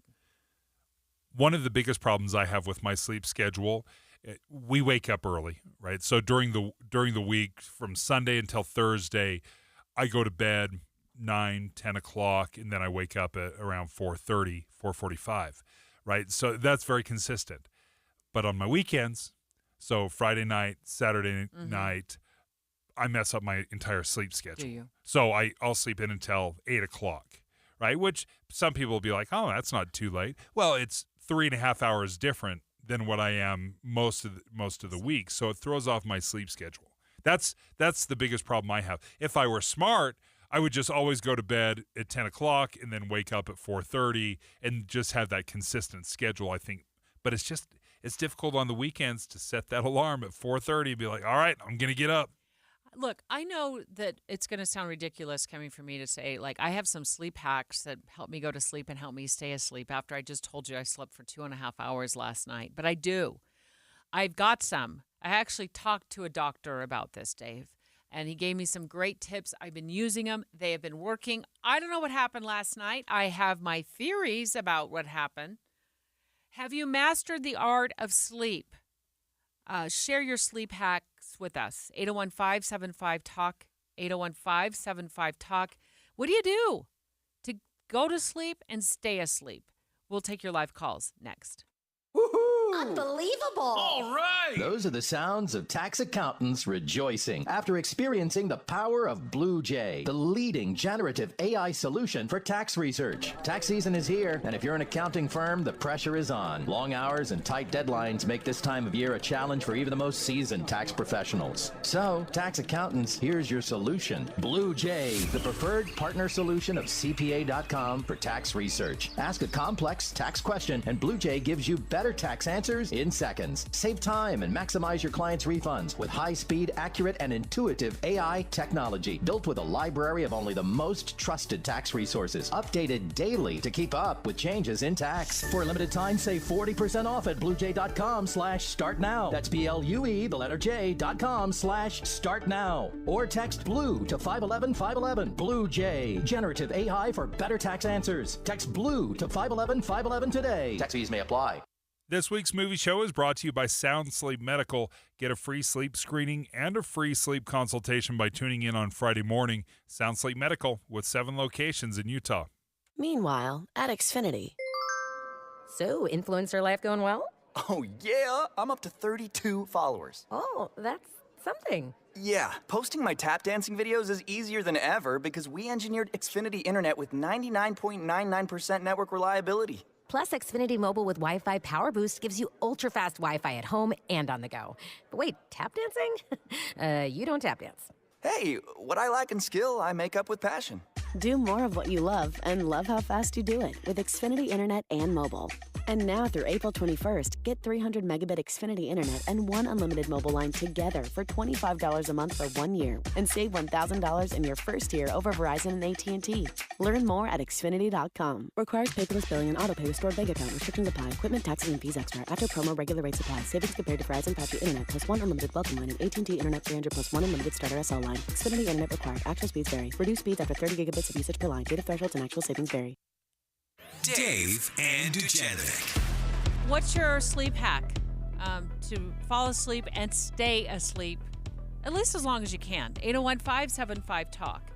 The reason Dave and I are talking about this is because he caught an article at KSL.com about what are the basics of sleeping and how much should we be sleeping every night. And if you are, 20-something to 64 years old, you should be sleeping between 7 and 9 hours a night. Well, I got news for you. I'm never at 9 hours a night anymore. Maybe in my 20s I was. I got 2.5 hours of sleep last night. However, I have mastered a few hacks that were given to me by a professional, Dave, my therapist. I went there. I was like, I got to sleep. And he's like, let me give you some ideas, and let's work with that and see if it works. And they have been working. I'm going to share those with you in just a moment. But we also want your live calls. 801-575-TALK. What are your sleep hacks so you go to sleep and stay asleep? There's several things that go through my mind. Before I share my sleep hack, I think what's important is to realize that how many hours you should be getting very much depends on how old you are. Mm-hmm. Obviously, newborns, we just let them sleep all the time. They're 14 to 17 hours. But children and teenagers, they don't need 14 to 17 hours, but they need more than our 7 to 9. So how many of us are letting our children or forcing our children to get 8, 9, 10 hours of sleep per night? Because that's what they need. Well, think of what that looks like. If your kids are getting up at 7 o'clock in the morning, are they really going to bed at 9? Because that's what teenagers need. They need that because they still are in that rapid growth, brain, body. There's not a teenager I know that's going to bed at 9 and waking up at 7, right?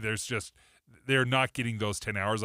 I've yet to meet that individual. Oh, it sounds glorious, though. That would be great. It does say, this article, that older adults, 65 and older, can function with slightly less sleep than 26 to 64-year-olds. And I saw a text drop in from an 80-year-old said, I get 5 hours a night of sleep.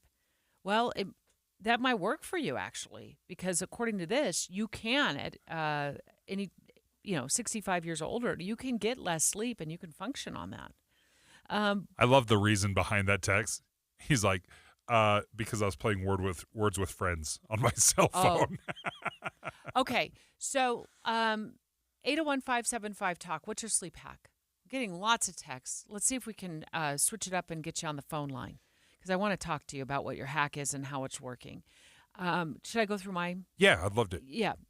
Okay, so when I went recently to a therapy appointment, I said, look, I need to go get back to sleep, because I was sleeping great in December, November of last year. Like, had been working on my sleep hygiene, and then I had this health scare that I haven't really talked about, but everything's fine. But it threw me off my sleep pattern, because I was waking up every night. I'd taken a week off of work to deal with it, and I was waking up every night with anxiety, right? Yeah, like you do it was when you've stress, got a right? pretty decent health scare. And I got in for more testing, and they're like, you're fine, everything's good. And then after that, I was trying to decompress from it, and that did not come as easily as I thought it would. I was still waking up with anxiety. So I told the doctor, I do not want to go on any sort of medication to help support my sleep. I want this to just be natural. So here are the rules that I'm playing by, and it's largely working for me.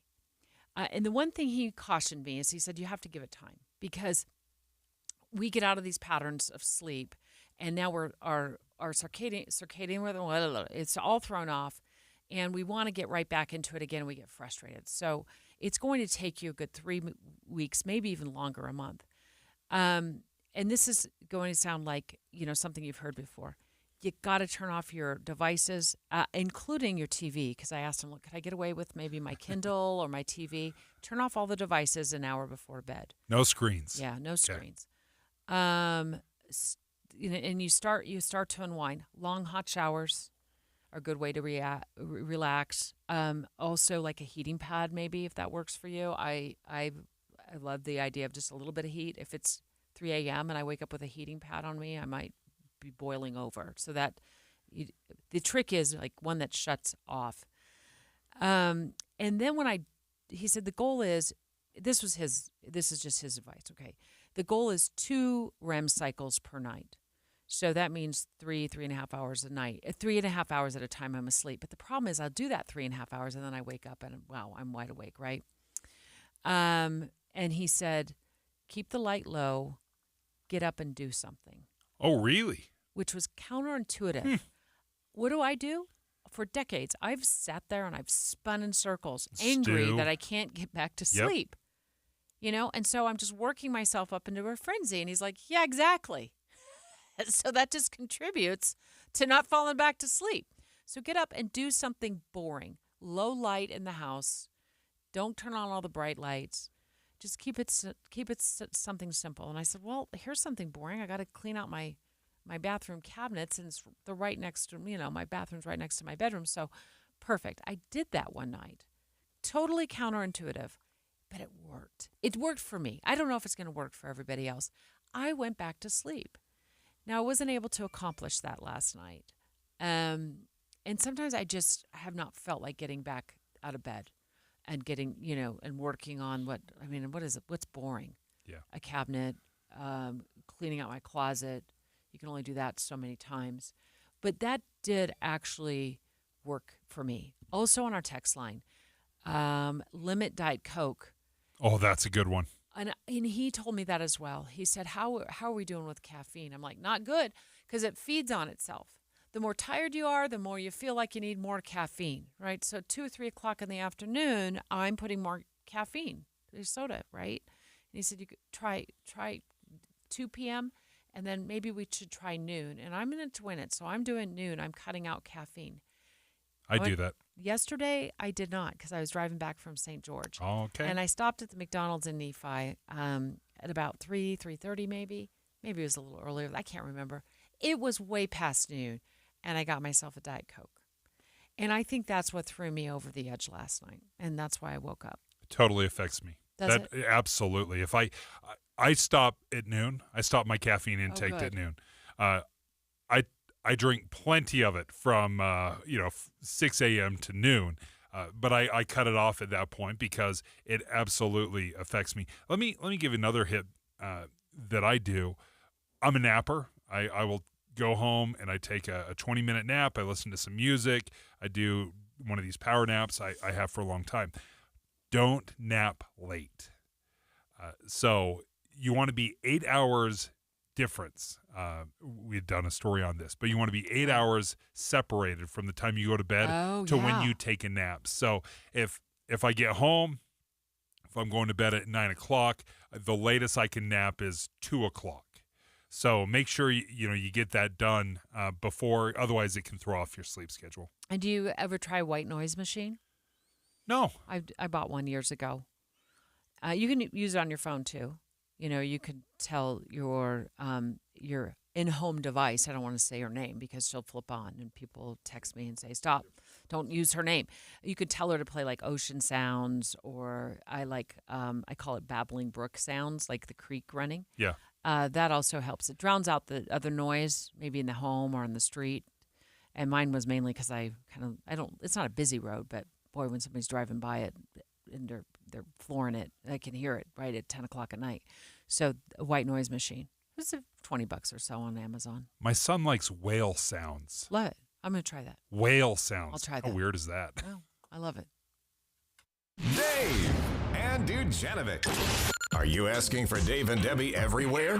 Just say, Alexa, play KSL News Radio. And stream them on your phone. The KSL News Radio app. Do you have a garage door guy? That's the big question. Do you have a garage door guy? No, probably not. Well, now you do. Advanced Garage Doors. That's right.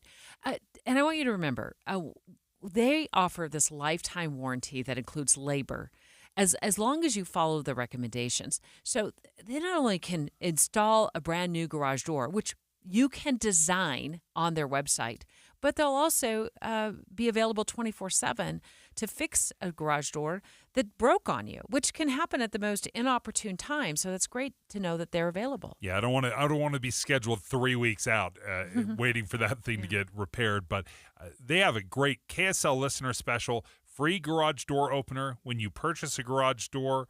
Free garage door inspection, no obligations. So you can say, hey, will you come out and just let's make a plan. I think it's not rolling great.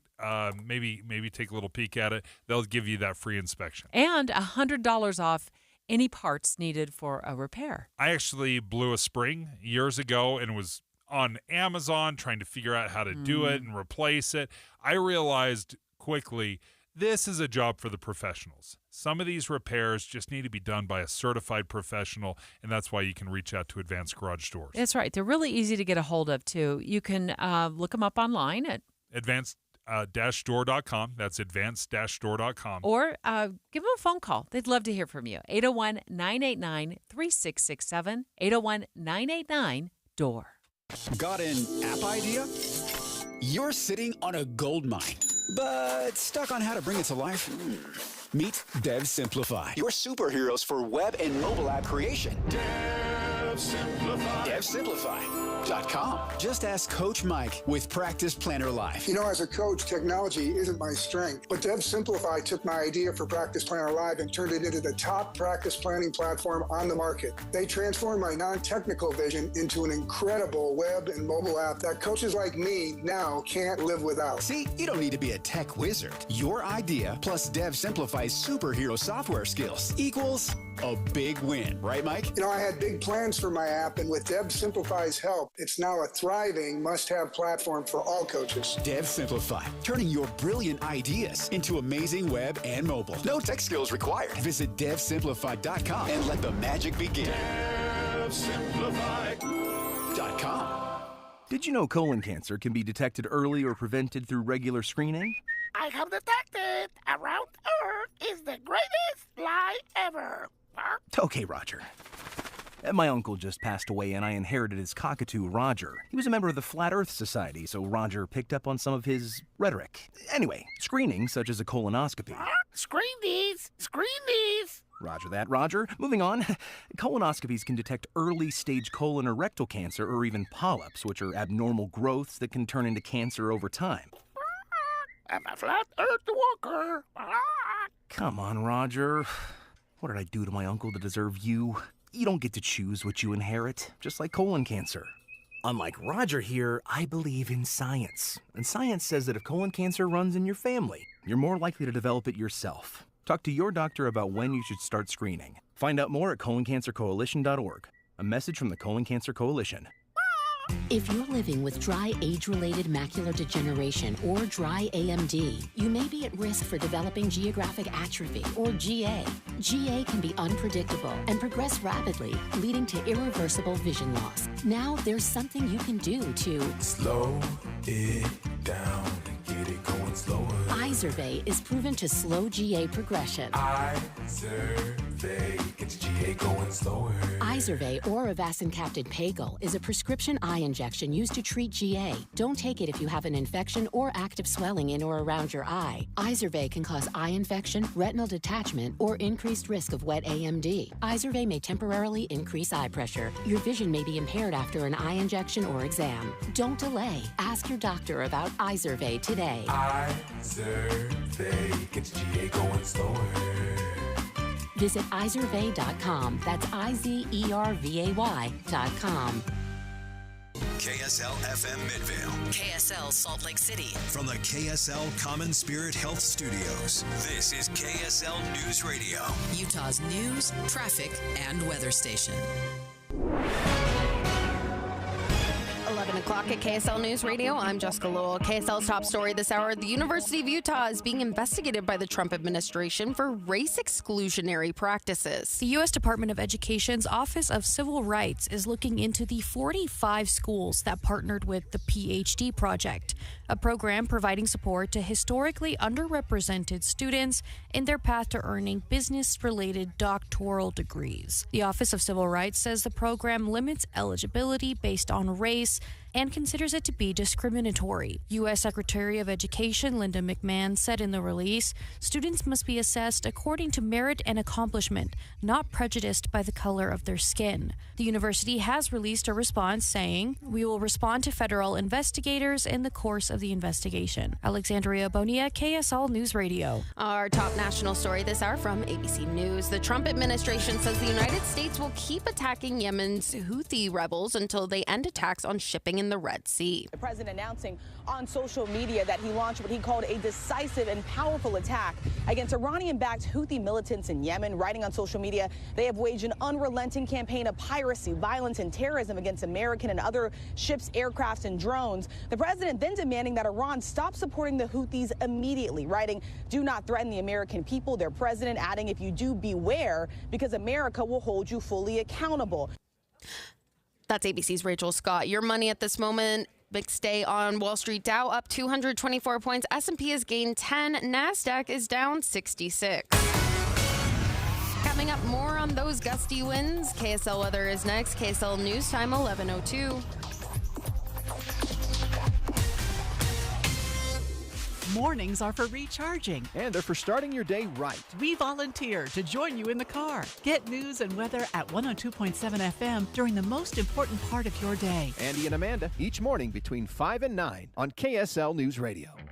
Spring is the season of fresh starts, so why not start with your own home? You've worked hard to make it beautiful, so don't let winter's dirt and grime stick around. If your carpets, tile, or upholstery have seen better days, it's time for Zero Res. With Zero Res, you can get 3 rooms cleaned for just $119. And unlike traditional cleaners, they don't use harsh soaps or chemicals. The patented ZR water lifts dirt and grime, leaving no sticky residue. Just clean you can feel. Plus, the unique Zero Res process leaves your home clean in just a few hours instead of a few days, meaning you can enjoy your refreshed home fast. And if for any reason you are unsatisfied with the quality of your cleaning, Zero Res will re-clean the areas you're not happy with for free within 30 days after your appointment. And right now, they're making spring cleaning even better with 3 rooms for only $119, plus 1 hallway absolutely free when you mention KSL. Enjoy the new season with fresh, soft carpets by getting started today at ZeroRes.com. Is that a new Samsung Galaxy A15 5G? Yeah, I got it for free when I joined Cricket Nation. Sounds pretty great. At Cricket, anyone can get a new phone when they switch. Whoa. With a high-quality camera, meaning more flattering selfies for all, and super fast 5G, so you can post them for all to see. Your friends, your family, your ex. Free phone! Free phone! Okay, I'll switch. Welcome to Cricket Nation. Cricket 5G is not available everywhere. Must bring your number to Cricket on a $60 a month voice plan. First month service charge and tax due at sale. Fees, terms, and other restrictions apply. See cricketwireless.com for details. Hey, Green Gobbler here. So you've got a clogged drain in your bathroom. Water in the sink's overstaying its welcome. You're spitting today's toothpaste on top of yesterday's toothpaste. You hope that it go away. Yeah, clogs don't just go away. I make them go away. I'm Green Gobbler, the only clog dissolver you need. I'm bleach-free, safe for your pipes, and I work. Guaranteed or your money back. Because I never met a clog that was gonna unclog itself.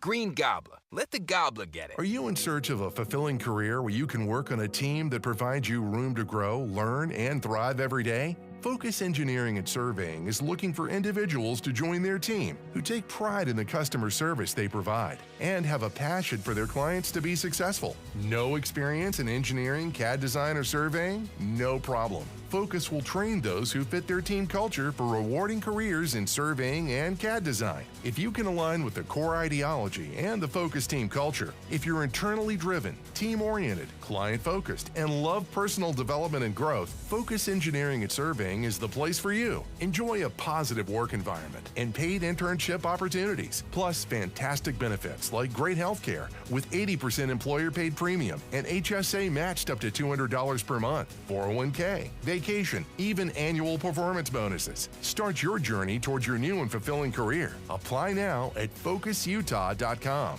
That's FocusUtah.com. Teens can get up to $200 with a Teen Learn and Earn account. Plus, continue earning rewards as they master the essentials of finance. More at CypressCU.com/teen.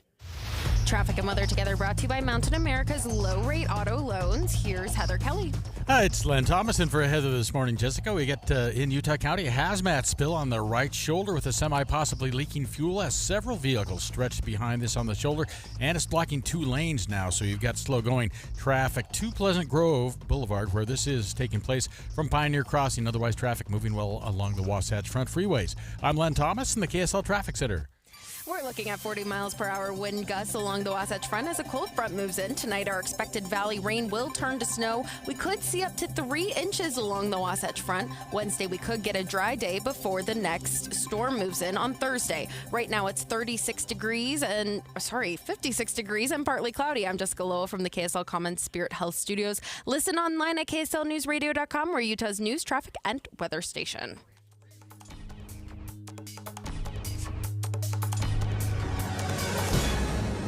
Dave and Dujanovic, your morning companions for talk, analysis, and key perspectives on Utah's biggest stories. On KSL News Radio, America's top political story. Special coverage with Dave and Dujanovic. Well, in D.C., the Democrats spent the weekend in upheaval. And it all really began like last week when Senate Minority Leader Chuck Schumer told the Democrats that he was not going to vote in favor of the spending bill, the stopgap spending bill that eventually, within a matter of hours, he voted in favor of.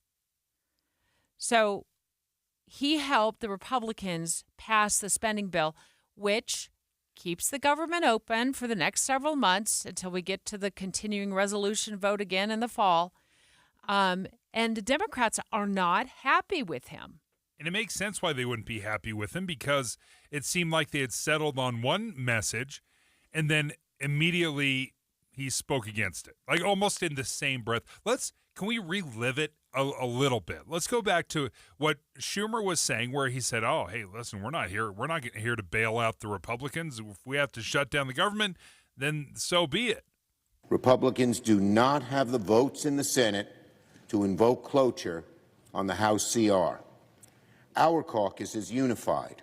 I hope our Republican colleagues will join us to avoid a shutdown on Friday. You're so unified that it didn't even last 24 hours before you were singing a different tune. I will vote to keep the government open and not shut it down. There is nobody in the world, nobody, who wants to shut the government down more than Donald Trump and more than Elon Musk. We should not give it to them. It's like being in a relationship where you're like, I can't stand the very sight of you. And then 5 minutes later, but we should definitely get married, right? We should will you marry me? You know, it says whiplash. So what's going on? Is he so out of tune with his caucus that he doesn't even know where they land? I would love to know what was going on behind the scenes and how the flip-flop happens in like 2 days, if even that. Representative Becca Balint is not happy about this. And I think the fact that the leader said one thing and then within 24 hours did an about face, it just looked pathetic. And it is a betrayal. We are supposed to be the check on the system. We're supposed to be the bulwark. Can we please act like it? Okay, but ever since the election, I don't think the Democrats have found their way. Like, what do they stand for? Where have they been? A whole bunch of federal workers are getting fired. I thought they were the party to support workers. You know, where have they been on that? And now Schumer flip-flopping like that in the 11th hour, if you will, voting to keep the government open. Look, I don't know how much more up and down that we can all endure on the stock market. I'll give you that, you know, and what's been going on with tariffs and the potential for it to cost us more. Like maybe we are just not in the frame of mind right now after the last 60 days, especially with you're watching the stock market, you know, if you're watching your 401k go up and down. And mainly down. It's down quite a bit over the last couple of weeks. They're like, oh, look, just keep the government open for now.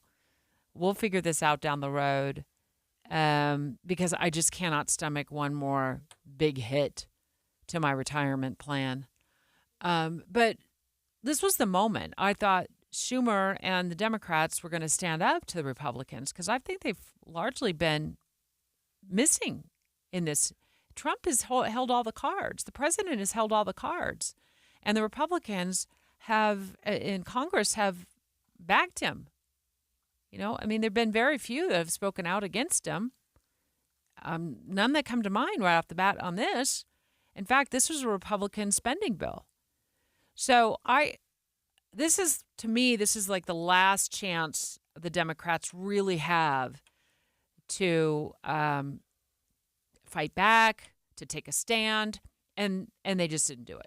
Leah Murray joins us right now, co-host of Inside Sources, also the director of the Walker Institute of Politics at Weber State University. Leah, Debbie painted a pretty dark and bleak picture for Democrats right now. What are your thoughts on this? Oh, well, they do have a dark and bleak. I mean, yeah, they've got to decide what policy choices they're going to offer, right? So on this continuing resolution, they had no other options, right? So it wasn't like they said, if we don't pass yours, here's what we will do.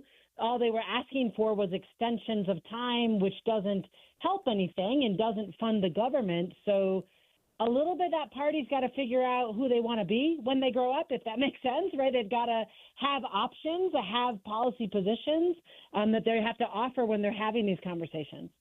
What do you make of Schumer changing his mind, like in 2 days, or changing his position? I mean, that just seemed so off to me that he would do that. Yeah, well, I think it was a bad political move, but I'm not sure that how do I say? I mean, like the initial warning shot across the bow where he said, you won't have enough without us. And then it looks like he folds. A little bit, he probably should never have made that warning shot. I don't think he changed his mind. I think he was always planning on funding the government. So let's just be clear. Democrats fund the government. They are not the party generally that shuts the government down. So unlike Republicans have shown kind of the will to do, which is to make the government not work anymore, Democrats have never done that. So a little bit, I think, that was like an own goal, right? So Schumer said this blustery kind of thing that he did not have Democrats on board to actually deliver on, if that makes sense. Yeah, it was a bad poker hand, right? It was a bluff that got called immediately, and then, you fold. when you get called on your bluff, you immediately fold, which is what it seemed like. So it seems like whatever leadership conference you may attend or leadership book, it seems like it boils down to a rudder issue or a captain issue, a leader issue. Do you think that the direction of the Democratic Party is problem with the rudder? Maybe the policy is what you were talking about, or is it the fact that there's no clear leader right now? Is it Barack Obama? Is it Joe Biden? No. Is it Kamala Harris? Or who's the leader of the Democratic Party right now? It's been Trump for a decade for the Republicans.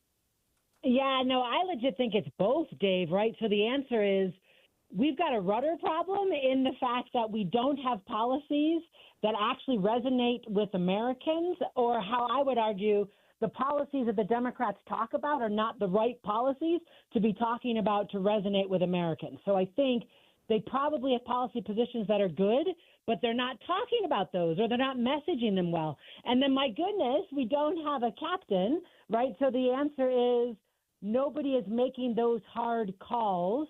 And a little bit, that is totally on the Democrats for having Joe Biden be their nominee back in 2020. And I think that set, like maybe it won in the short term, right? Like that may be the only candidate who could have defeated Trump in 2020, but it's not a long-term solution to pick the oldest person you have to be the leader of your party. So they really have just been making mistakes, I think, all over the place. Look, they've been struggling for a while. This isn't just since the election, which I just said it's since the election they seem to have had a hard time finding their way. But they are now dealing with, according to a CNN poll, I think it was released yesterday, Leah, the lowest rating in the Democrats are in the 33-year history of this poll. 54% have an unfavorable view right now of Democrats. And just 27% of Americans saying they like the job that Democrats are doing. That's according to an NBC poll. So we've got a couple of different polls here. But regardless of what poll you're looking at right now, either one of these, Democrats are struggling to find footing and to find, I guess, a political purpose going forward.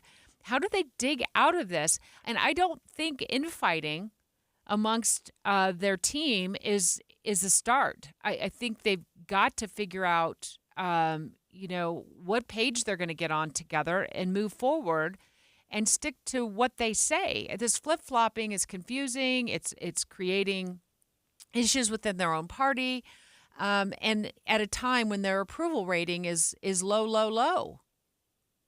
Yeah, no, I couldn't agree with you more. And your point, as I was coming on to the show, and you were talking about your 401k taking a hit, my goodness, could President Trump and the Republicans be delivering easier, content for Democrats to talk about? But, man, and the thing is, we go back a few years, it had always been the case forever in American politics that there were more Democrats, or how do I say, more Americans claiming that they were Democrat. That has not been true for 3 years. So Republicans now have a higher number of Americans saying that they are Republican. You've got Democrats who have the lowest approval rating they've had in decades.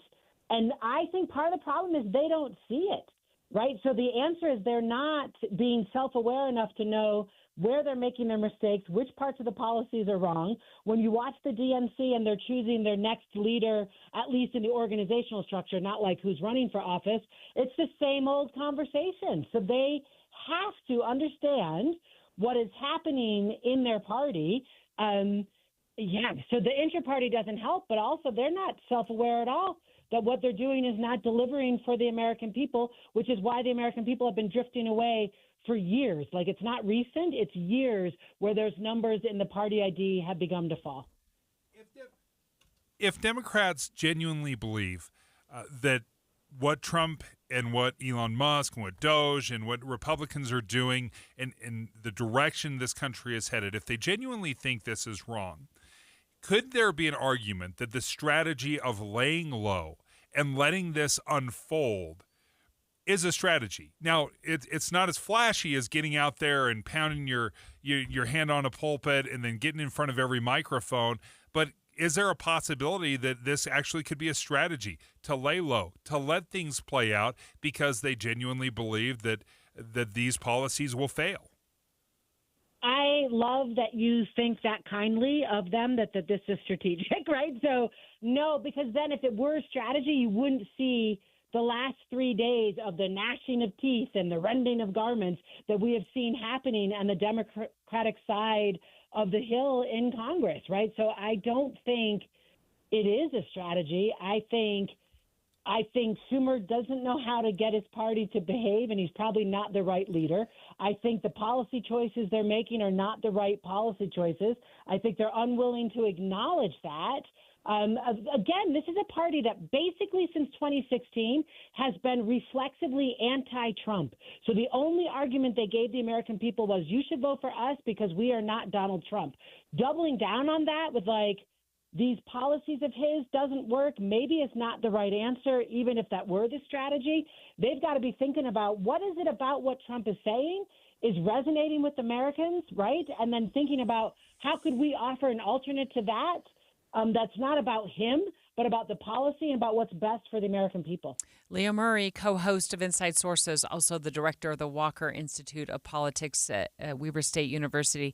Leah, my friend, so good to talk to you and talk through this with you. Thanks so much for joining the show this morning, talking about Chuck Schumer doing the about face when it came to the spending bill that ultimately, he said initially he wasn't going to vote for it. And then ultimately turned around and did within quite frankly, just within a few hours. And that angered Democrats in D.C., and there has been backlash all weekend long. Well, when you have a message or you have principles that you're going to stand on, then you have to be able to stand on them. Whether you're right or wrong, no one's going to agree with you 100% of the time, not even within your own party. But this is the kind of infighting they cost Kevin McCarthy his job as Speaker of the House for the Republicans. Is he couldn't get his folks united, and it was these spending bills and the capitulation that they found just to be too much, and they voted him out. And then there was all the chaos of trying to find a new speaker and who even wants the job. But it will be very interesting to see if Chuck Schumer, if something similarly happens, if they rise up and they say, you know what, we need a new minority leader in the Senate, and Chuck Schumer just not it. I want to talk about your stand down thought there. Yeah, lay low. The lay low, don't make waves. Let's just sit back and wait and see if President Trump's policies take hold or they fail. That just, it feels like then that's not what they're doing. I tend to agree with Leah. I think it's just a matter, they don't really have a strategy right now. And I think they're also struggling to figure out who the future of the party is. And I think that needs to be decided quickly, because once you have a leader, you can start making decisions, and then everybody can, get on board with those decisions. And then you can start formulating, policy ideas and get people excited about what you're talking about. And right now it's just a bunch of, I don't know. I mean, it's just a bunch of things that are going on, right? They need something to grasp onto. People always need something to grasp onto. But I totally disagree with that take of yours, Dave, that this could potentially be like, maybe they'll see some benefit if they just lay low, and then Trump's policies will fail. Politics are so in the moment, and things are changing so quickly every day. And whether you agree with President Trump's policies or you disagree with his policies, whether you agree with the executive orders or you disagree with the executive orders, one thing I think we can all agree on is they are happening quickly every day. I'm like, what's coming at us today? Every day. And sometimes it's 2 or 3 or 4 or 5 major things that are happening, whether it's federal workers getting fired or new tariffs against Canada. And when the political punches are thrown that quickly, you got to have somebody on the other side punching back. So the American people know what you stand for and what you're standing up against. And the Democrats, I mean, this was the one moment that I thought they could stand up for that. No, they didn't. ultimately, and it passed, and so be it. That's politics. But they're not going to get another chance like that. That's just not going to, not for 6 more months. What's the big thing? What is the one big thing? What is the card? Right. The one card that they're holding? There isn't one. I like your fighting analogy because what comes to mind in any fighter will know that wildly swinging haymakers is bad strategy.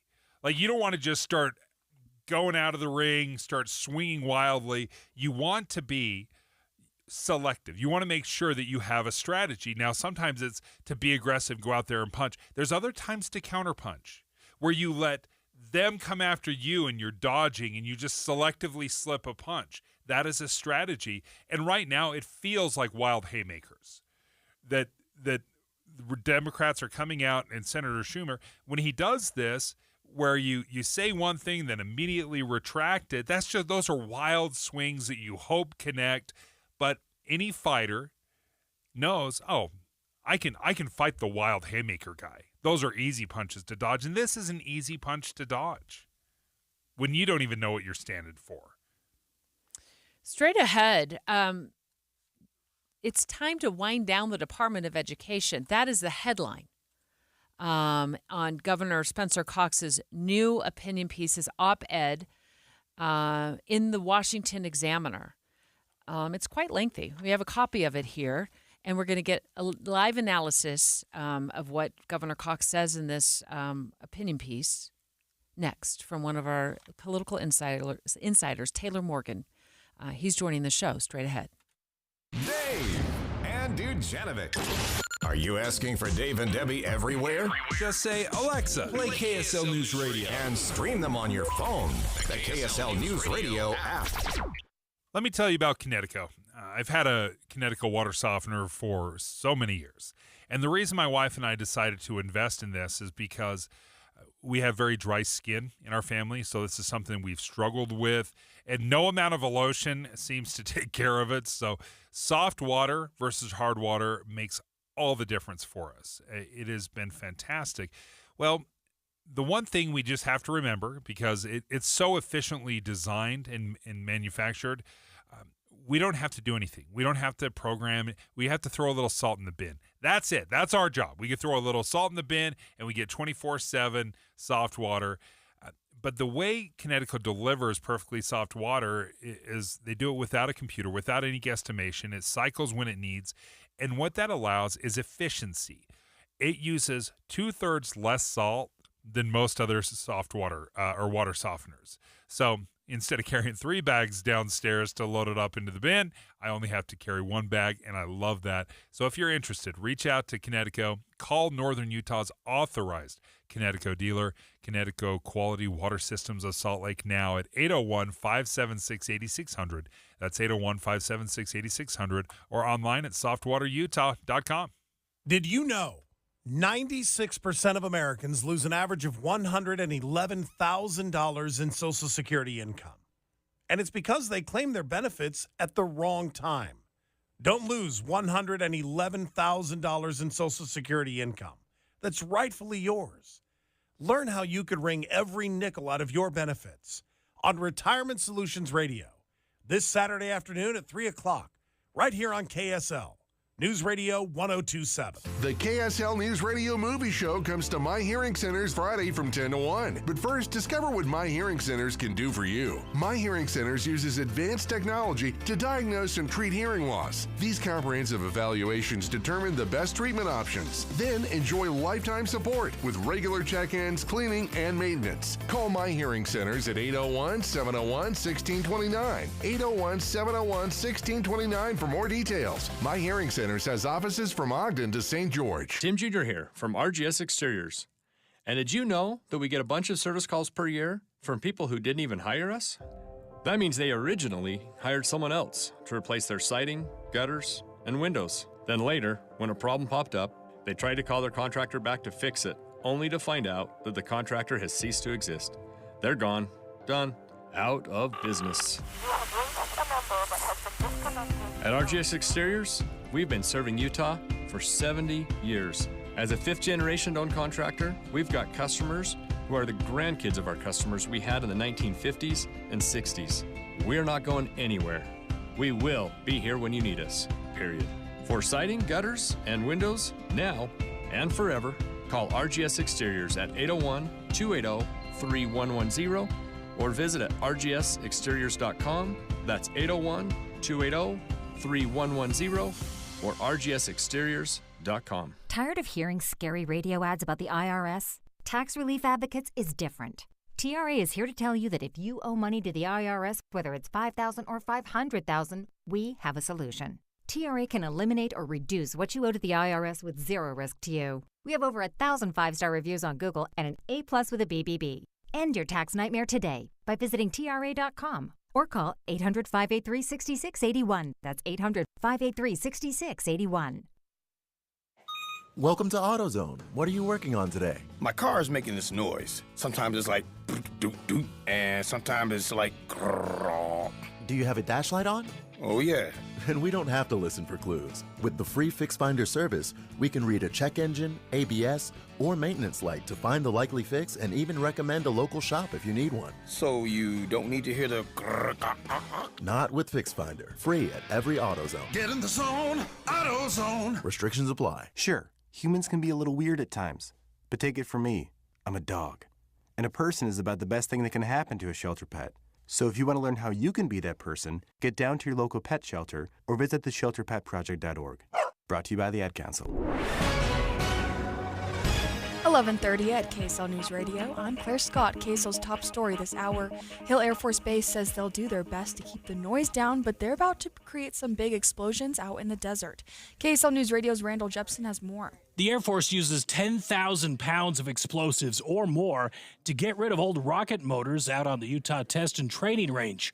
They've been doing this for years, and they're about to start the process back up again. Officials at the base say they watch the wind and other atmospheric readings to try and keep the sound waves from reaching the Wasatch Front, but it doesn't always work, and on occasion we hear and feel those booms. The Air Force says they plan on doing 1 or 2 detonations each week through September. Our top national story this hour from ABC News. The Trump administration is defending its decision to deport a medical school professor based at Brown University. The administration says the Brown University kidney specialist traveled to her native Lebanon last month not to visit relatives, but instead to attend the funeral of the slain Hezbollah leader Hassan Nasrallah. Homeland Security says Rasha Alloway openly admitted this during her detention at Boston's Logan Airport. Officials say they also found photos and videos sympathetic to Hezbollah on Alloway's phone. Despite a judge's order aimed at preventing her deportation, the doctor's visa was canceled, and she's now reportedly back in Lebanon. ABC News national correspondent Stephen Portnoy. Your money at this moment, the Dow is up 316 points, the S&P is up 25. And coming up, windy and warm. KSL weather is next. KSL News Time, 11:31.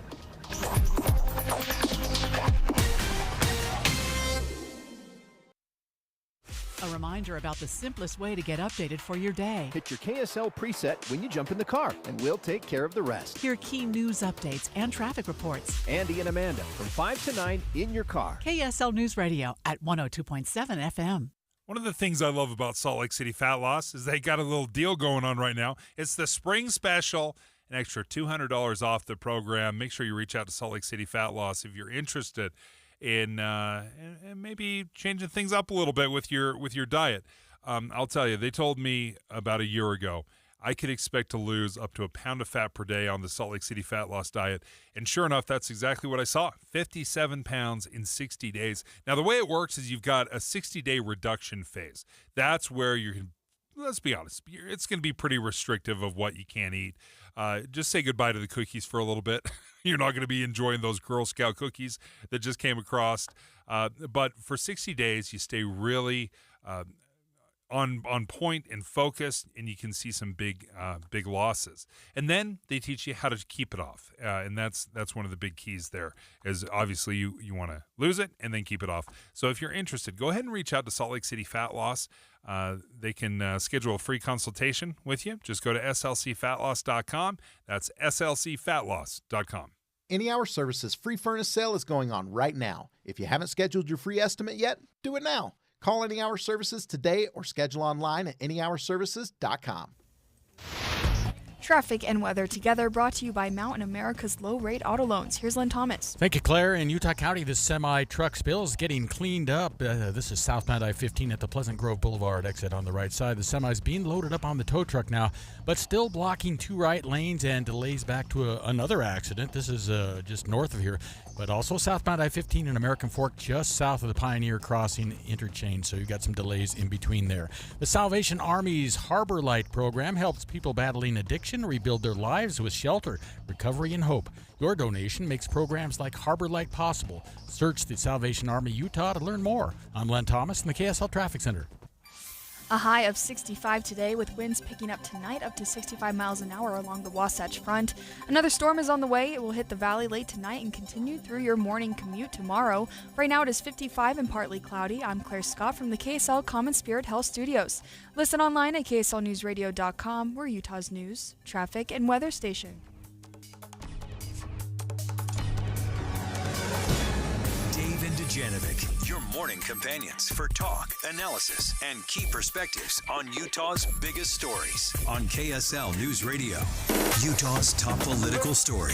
Special coverage with Dave and Dujanovic. Dave, I'm going to read you the headline in the Washington Examiner.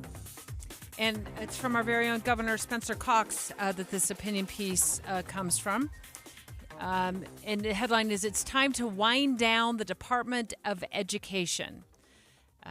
First line says, "Of all the things the federal government does that it shouldn't, education policy is near the top of the list."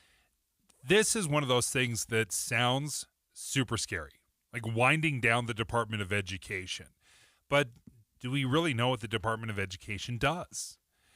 And that's where I think the more fascinating conversation comes, is when you start realizing, okay, how much of a role does the Department of Education really play in educating our kids here in Utah?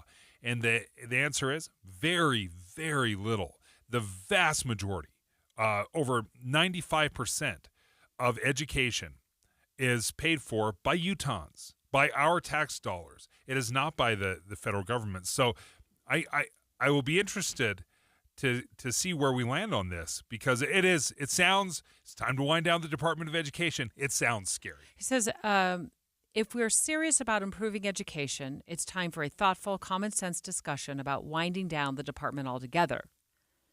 And he goes on to say, that's why it's encouraging to see President Donald Trump and newly confirmed Secretary of Education Linda McMahon reduce the role of the Department of Education and returning power where it belongs, to states and local communities.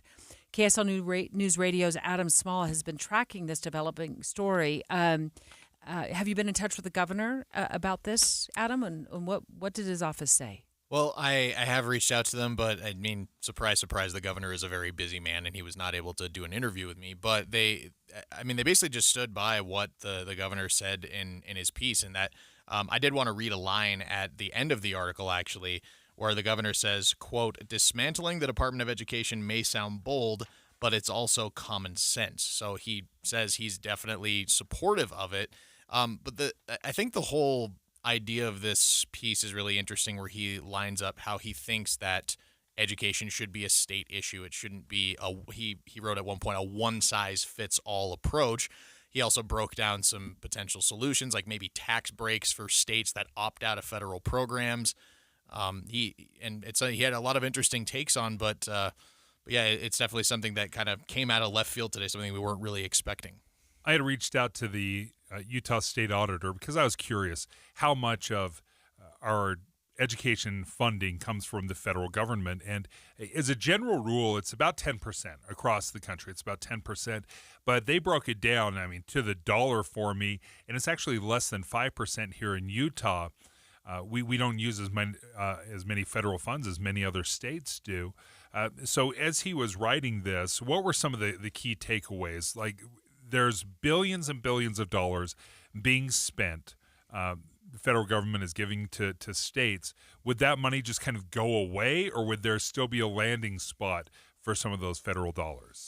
The governor didn't touch, necessarily what would happen to this money, but he does break down the money a little. This is another interesting figure to go along with that. He says last year the department spent $268 billion and only $68 billion was sent back to the states and school districts in the form of grants. So that's basically $200 billion that didn't go back to the states, and at least in terms of grants. Now, what happens to that money? It didn't really get into it, but the governor said, if we're already bucking the cost for our education already, why not leave it up to us to decide how we educate our kids? That's basically this whole idea of what he's talking about here. KSL News Radio's Adam Small. Before we let you go, Adam, this was behind a paywall, right? People, if they want to read it, its entirety, do we have it posted on our website? Do we have it posted on our Facebook page yet? What do you know about this? So there was a paywall. The governor's office was able to send me a PDF copy. That's how I was able to get past the paywall. I'll look and see what we can do. Obviously, I know our digital publishing regulations may be a little bit different, but we'll definitely have something up on our website in the next few hours. Okay, I just wondered if our listeners didn't want to have to pay for that and wanted to read what our governor's saying about the Department of Education. We'll certainly ask those questions out in the newsroom. Let's flip the switch now over to Taylor Morgan, a KSL at Night host and also a political insider. Good morning, Taylor. Hi, Dave. Hi, Debbie. Hi. Did you read the governor's op-ed? If our listeners are just joining us, this was in the Washington Examiner, and it's entitled, It's Time to Wind Down the Department of Education. Did you lay eyes on it this morning? I sure did, Debbie. And your thoughts? My immediate reaction and perhaps most important takeaway for your listeners is there's a reason this op-ed is in the Washington Examiner only and not, say, in the Deseret News. Okay, walk us through. Yeah, what's your take on that? Well, my take on that is this is Governor Spencer Cox, in my opinion, trying to speak to a more conservative, further right national audience. The U.S. Department of Education has long been a punching bag for more conservative Republicans nationally and especially here in Utah. And while I want to give credit to Governor Cox for making some specific points in his op-ed about problems with the Department of Education and the way that it provides funding to the states, really, I see this as a political message by Spencer Cox trying to essentially speak to further right, more conservative national Republicans as part of his long-term plan.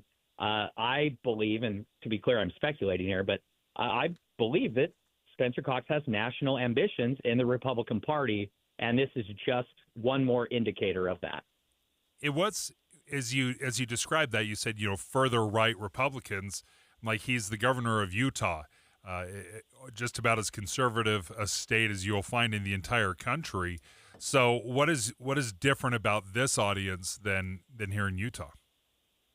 Well, Utahns actually do not support President Trump essentially eliminating or fully dismantling the Department of Education, according to recent polling in the Deseret News. They're fairly, relatively evenly split on it. But again, more Utahns oppose doing that than support it. This has always been a political talking point, right? The Department of Education has long been a boogeyman among Republicans in Utah. I remember the days when Republicans would consistently go to convention and tell their delegates how much they hated the Department of Education, but then would get to a primary and they would never say something like that in a Republican primary. Now this has become a common talking point for all kinds of Republicans across the country. But again, Governor Cox writing this op-ed for the Washington Examiner, I think, is really a clear sign of what his intentions are behind this piece, and more importantly, to whom he is speaking. Taylor Morgan, Inside Sources host. I called you KSL at Night host. Inside Sources host from 1 to 3, joining us right now about this op-ed that's in the Washington Examiner, written by Governor Spencer Cox. It's time to wind down the Department of Education, is what it's entitled. And I want to make note. I think, the Department of Education, you think about it, it's like, well, what are they doing if they're not dictating, for example, what's taught in Utah classrooms. But one of the things I've noted, and I've actually talked to people over the years about this, is they have also an Office of Special Education and Rehabilitative Services, which supports the education of students who are disabled.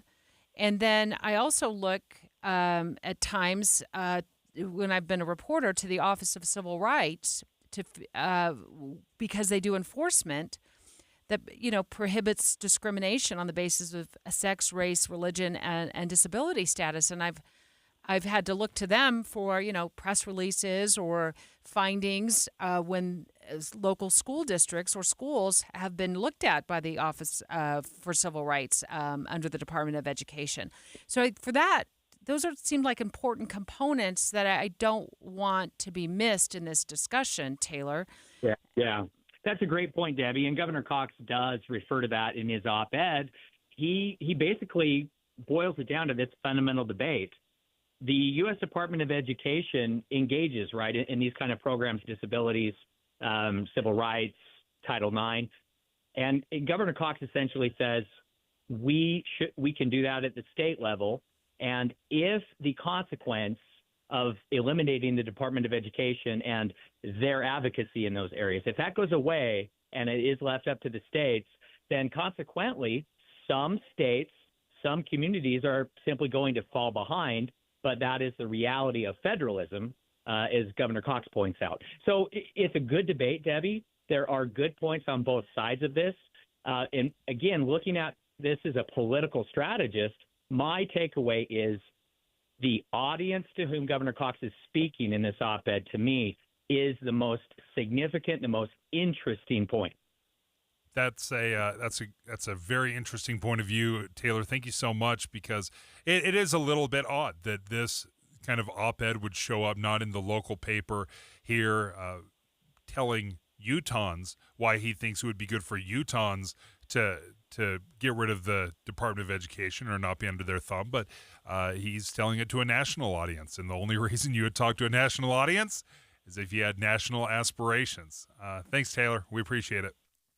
Straight ahead, this just crossed, and it means that if your kid wants to go to an Ivy League school, they might be able to go for free. That's right, an Ivy League school announcing this morning tuition will be free. I'll tell you which one next. This is Derek Miller speaking on business. Since 1973, VCBO Architecture has grown to become one of the top design firms in the Western United States. Committed to community-driven design, the VCBO team thrives on projects with an impact. Principal architect Brent Tippett joins us with more. VCBO's mission is to create spaces for people to thrive. From Salt Lake City's iconic library to the new Primary Children's Hospital in Lehigh, our work celebrates the communities we serve. Nothing demonstrates this more than the Marshall N. White Community Center in Ogden. Originally built in 1968, this beloved center honors Marshall White, a veteran, mentor, civil rights leader, and police officer killed in the line of duty. Over the past 50 years, the center has served a historically Black and Latino neighborhood, becoming a cherished gathering place ingrained in the public memory. Guided by community input, we worked with Ogden City to design a replacement twice the size of the original, revitalized with amenities for recreation and community programs. Opening in 2025, the new center will preserve its legacy as a vibrant hub of connection and opportunity, a reflection of Ogden's values. This is what VCBO is about, creating community spaces beloved by the people we serve. With offices in Salt Lake and St. George, VCBO Architecture's designs are inspired by the people and places they serve and ultimately bring communities together. Learn more at vcbo.com. I'm Derek Miller with the Salt Lake Chamber, speaking on business. It's hard to believe, but summer's right around the corner. Make sure your home stays cool with a brand new air conditioner and get a free furnace for next winter. That's right. When you purchase the premium air conditioner or heat pump from Whipple Service Champions, you'll get a brand new furnace absolutely free. You just pay for the labor to install. This deal won't last long. Schedule your free estimate today. Book online at whipplethataway.com. whipplethataway.com. Dave, and Dujanovic. Well, if you've ever had a dream to attend an Ivy League school, how about Harvard University for free. They just announced that they are going to significantly expand their financial aid program. Dave, I'll get into the details in just a minute. But this means a lot more students can attend Harvard for no cost, actually. And I'm dying to know how they can do this, right? Because obviously this is one of the most prestigious universities in the entire world. People are flocking from all over the world to go to Harvard. How can you afford to offer it tuition free? Because tuition, it ain't cheap at Harvard. So you're looking at, let's see, tuition costs, what are they? $56,000 a year? That's according to the school's website. Okay. I just think this is awesome that How they're in the doing world it. can you do it? Well, that's amazing. They probably have an endowment or something. Maybe it's in that article that our producer gave us earlier about it. But so here's the parameters. Let me just start there. Okay. Because there are a lot of people who want to attend an Ivy League school, but what stops them? The price. For sure. You're smart enough to go. You have the scores to go, but you can't afford the cost. Okay. So starting in 2025, 2026, tuition will be free for students from families with an annual income of $200,000 or less. So that's a lot of Utah families. If your parents or you are bringing in less than $200,000 a year or less, you could qualify to go to Harvard for free. So the previous threshold, they were already doing this, but it was $85,000 a year. And now they've expanded it. They want to bring more students on. Now, here's the deal. If your parents, and I'm talking about parents because I think about my own kids, right? They're just recently graduated or they're still going or they're going on to the next level of higher ed. For students from families with annual incomes of $100,000 a year or less, the coverage will be even more comprehensive. So it'll not only include tuition, but it'll also include their housing, their food, their health services, and other student services. This is according to the ABC News article I caught earlier when it crossed. So, yeah, if you have an annual income of less $100K a year or less, you get all these. You get all this stuff. So you think, oh, well, I can't afford to go because, well, they're going to cover my tuition, but they're not going to cover my housing, and housing is going to add up to be a lot of money. Yeah, it does. But if you are under this income threshold, you get that covered, including your health services. So your health care is taken care of. So if you get sick, you get an ear infection, you catch a virus, whatever, you don't feel well, that's covered. And the food, I mean, I remember how much I ate in college. That's definitely worth it. At twice the price. You know, you're starving when you're a college student. Usually I was eating 3 tacos for a buck, you know, making those last for 2 or 3 days. So I think this is a great opportunity for a lot of families. And I'm sure Harvard, being Harvard, they have figured out how they're going to afford this. In part because they have a massive endowment. The Harvard endowment is $53 billion. In fact, the Harvard Crimson just released that they're getting 10% returns on that $53 billion. So it's incredible that they're able to pass these savings on to the students, right? That is awesome. It's great to hear. I've always found it interesting that you, as a university or even Pell Grants, will look at a kid and look at how much money the parents make. Because guess what? My parents made too much money for me to receive Pell Grants. But my parents didn't send me 1 penny toward my education. They couldn't afford it. They were doing their own thing. So I've always thought it was interesting, like, hey, listen, your parents might be rich. That does not necessarily mean that you are rich. So it's just in general, it's one of those head scratchers. Just because your parents make X amount of money does not mean that you necessarily have and enjoy all the financial benefits of it. So Harvard, what if it was, well, here's the deal. It was actually free for some students back 21 years ago. I don't know when you were in college, but 2004, free schooling for families with incomes below $40,000. 2006, they increased that to $60,000. 2023, up to $85K. And now in 2025, the threshold is increasing to $200,000. So they have a long history of offering free tuition. And I just pulled up the University of Utah. Harvard is an Ivy League school. I understand I'm comparing probably apples to oranges when it comes to the education. University of Utah offers a great education, okay? They offer an awesome education. I have a daughter who graduated from there, and she's going on to her next level of schooling. So they've set her up well for success. But I'm looking at the tuition and fees right now for 2025-26 for the U of U, and tuition fees, living expenses, including housing and food, adds up to more than $27K. That's just for one academic school year at the University of Utah. Now, there's scholarships, and like you said, probably some students do qualify for grant money, no matter where do you go to college. But at Harvard, and I don't know if that's out-of-state tuition that you said was $56,000 a year, if that's out-of-state or in-state. I don't think they have an out-of-state or in-state. They don't I think decipher. It's just Harvard State. Okay, so it's $56,000. Well, and then as you were describing all the housing, food, and all those benefits, that jumps up to about $83,000 a year if you're taking tuition plus housing and food and all of that at Harvard. So you look at $83,000 times 4 years. Hopefully, you get it done in 4 years, and you're looking at just astronomical, $350,000 worth of education.